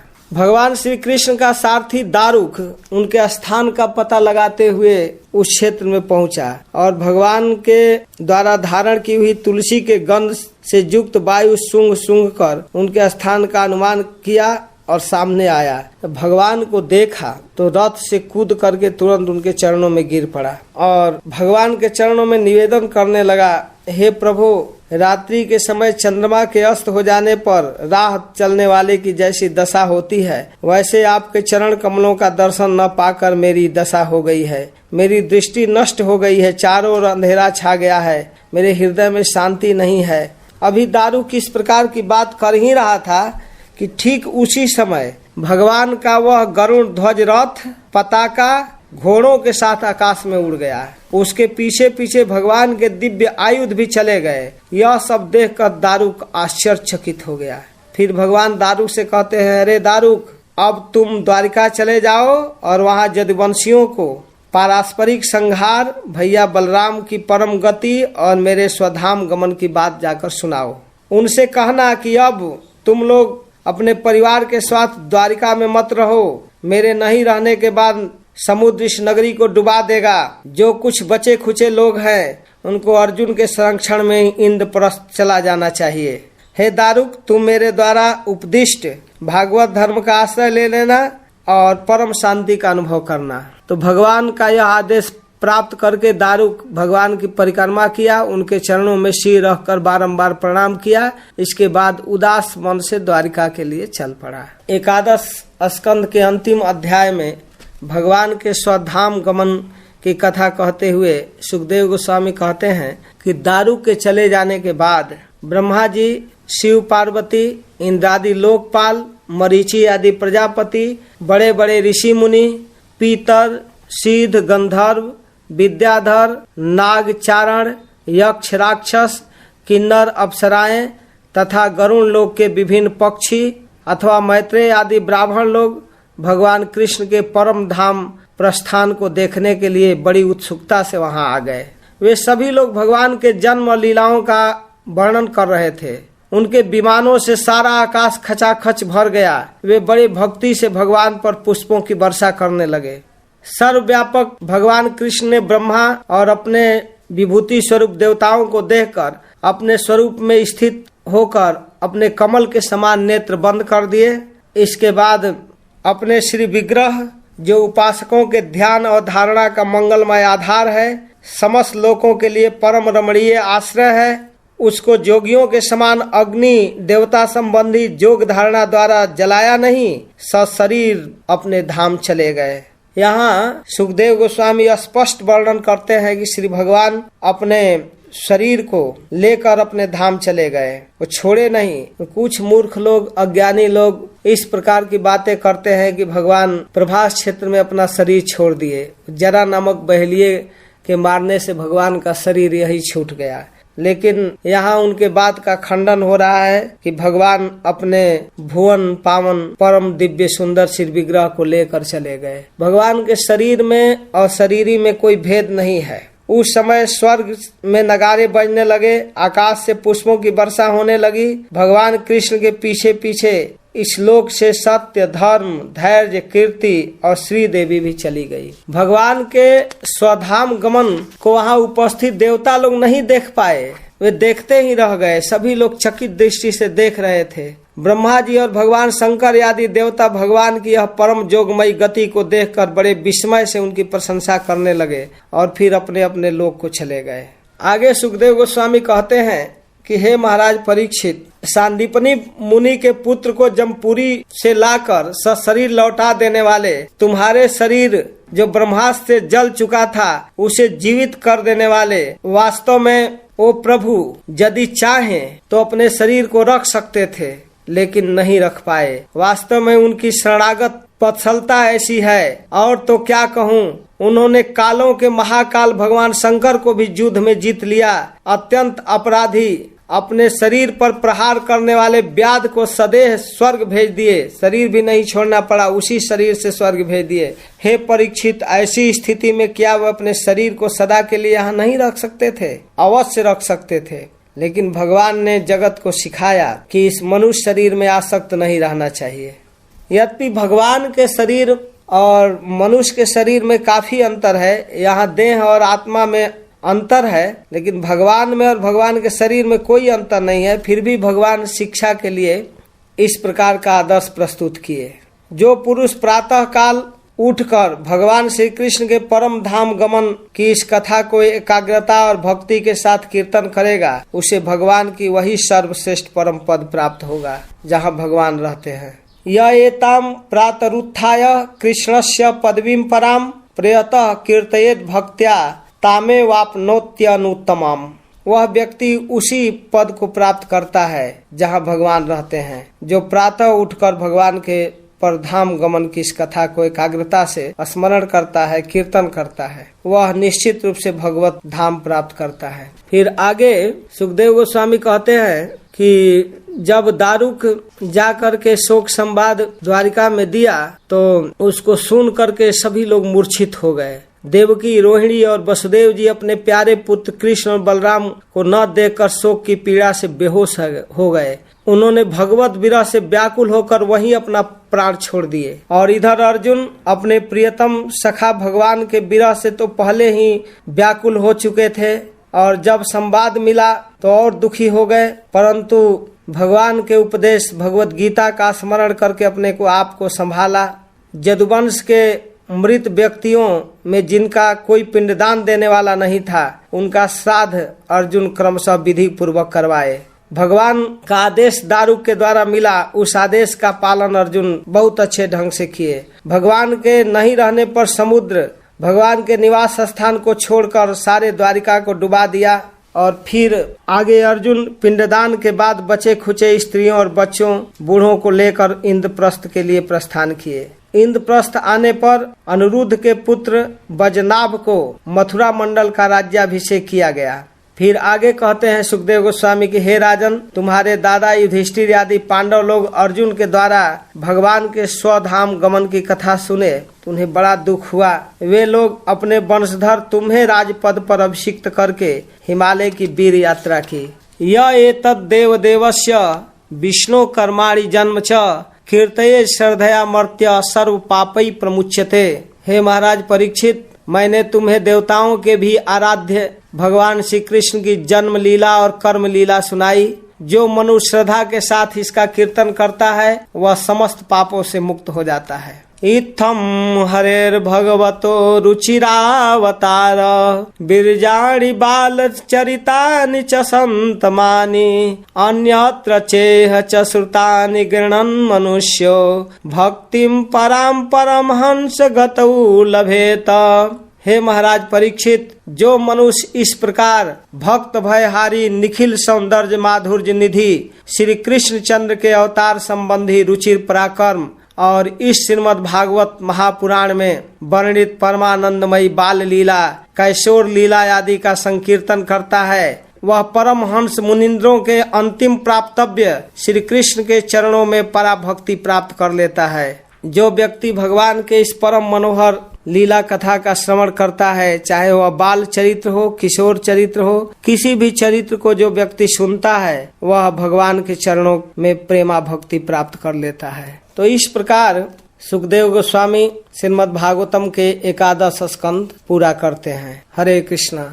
जय श्री प्रभुपाद।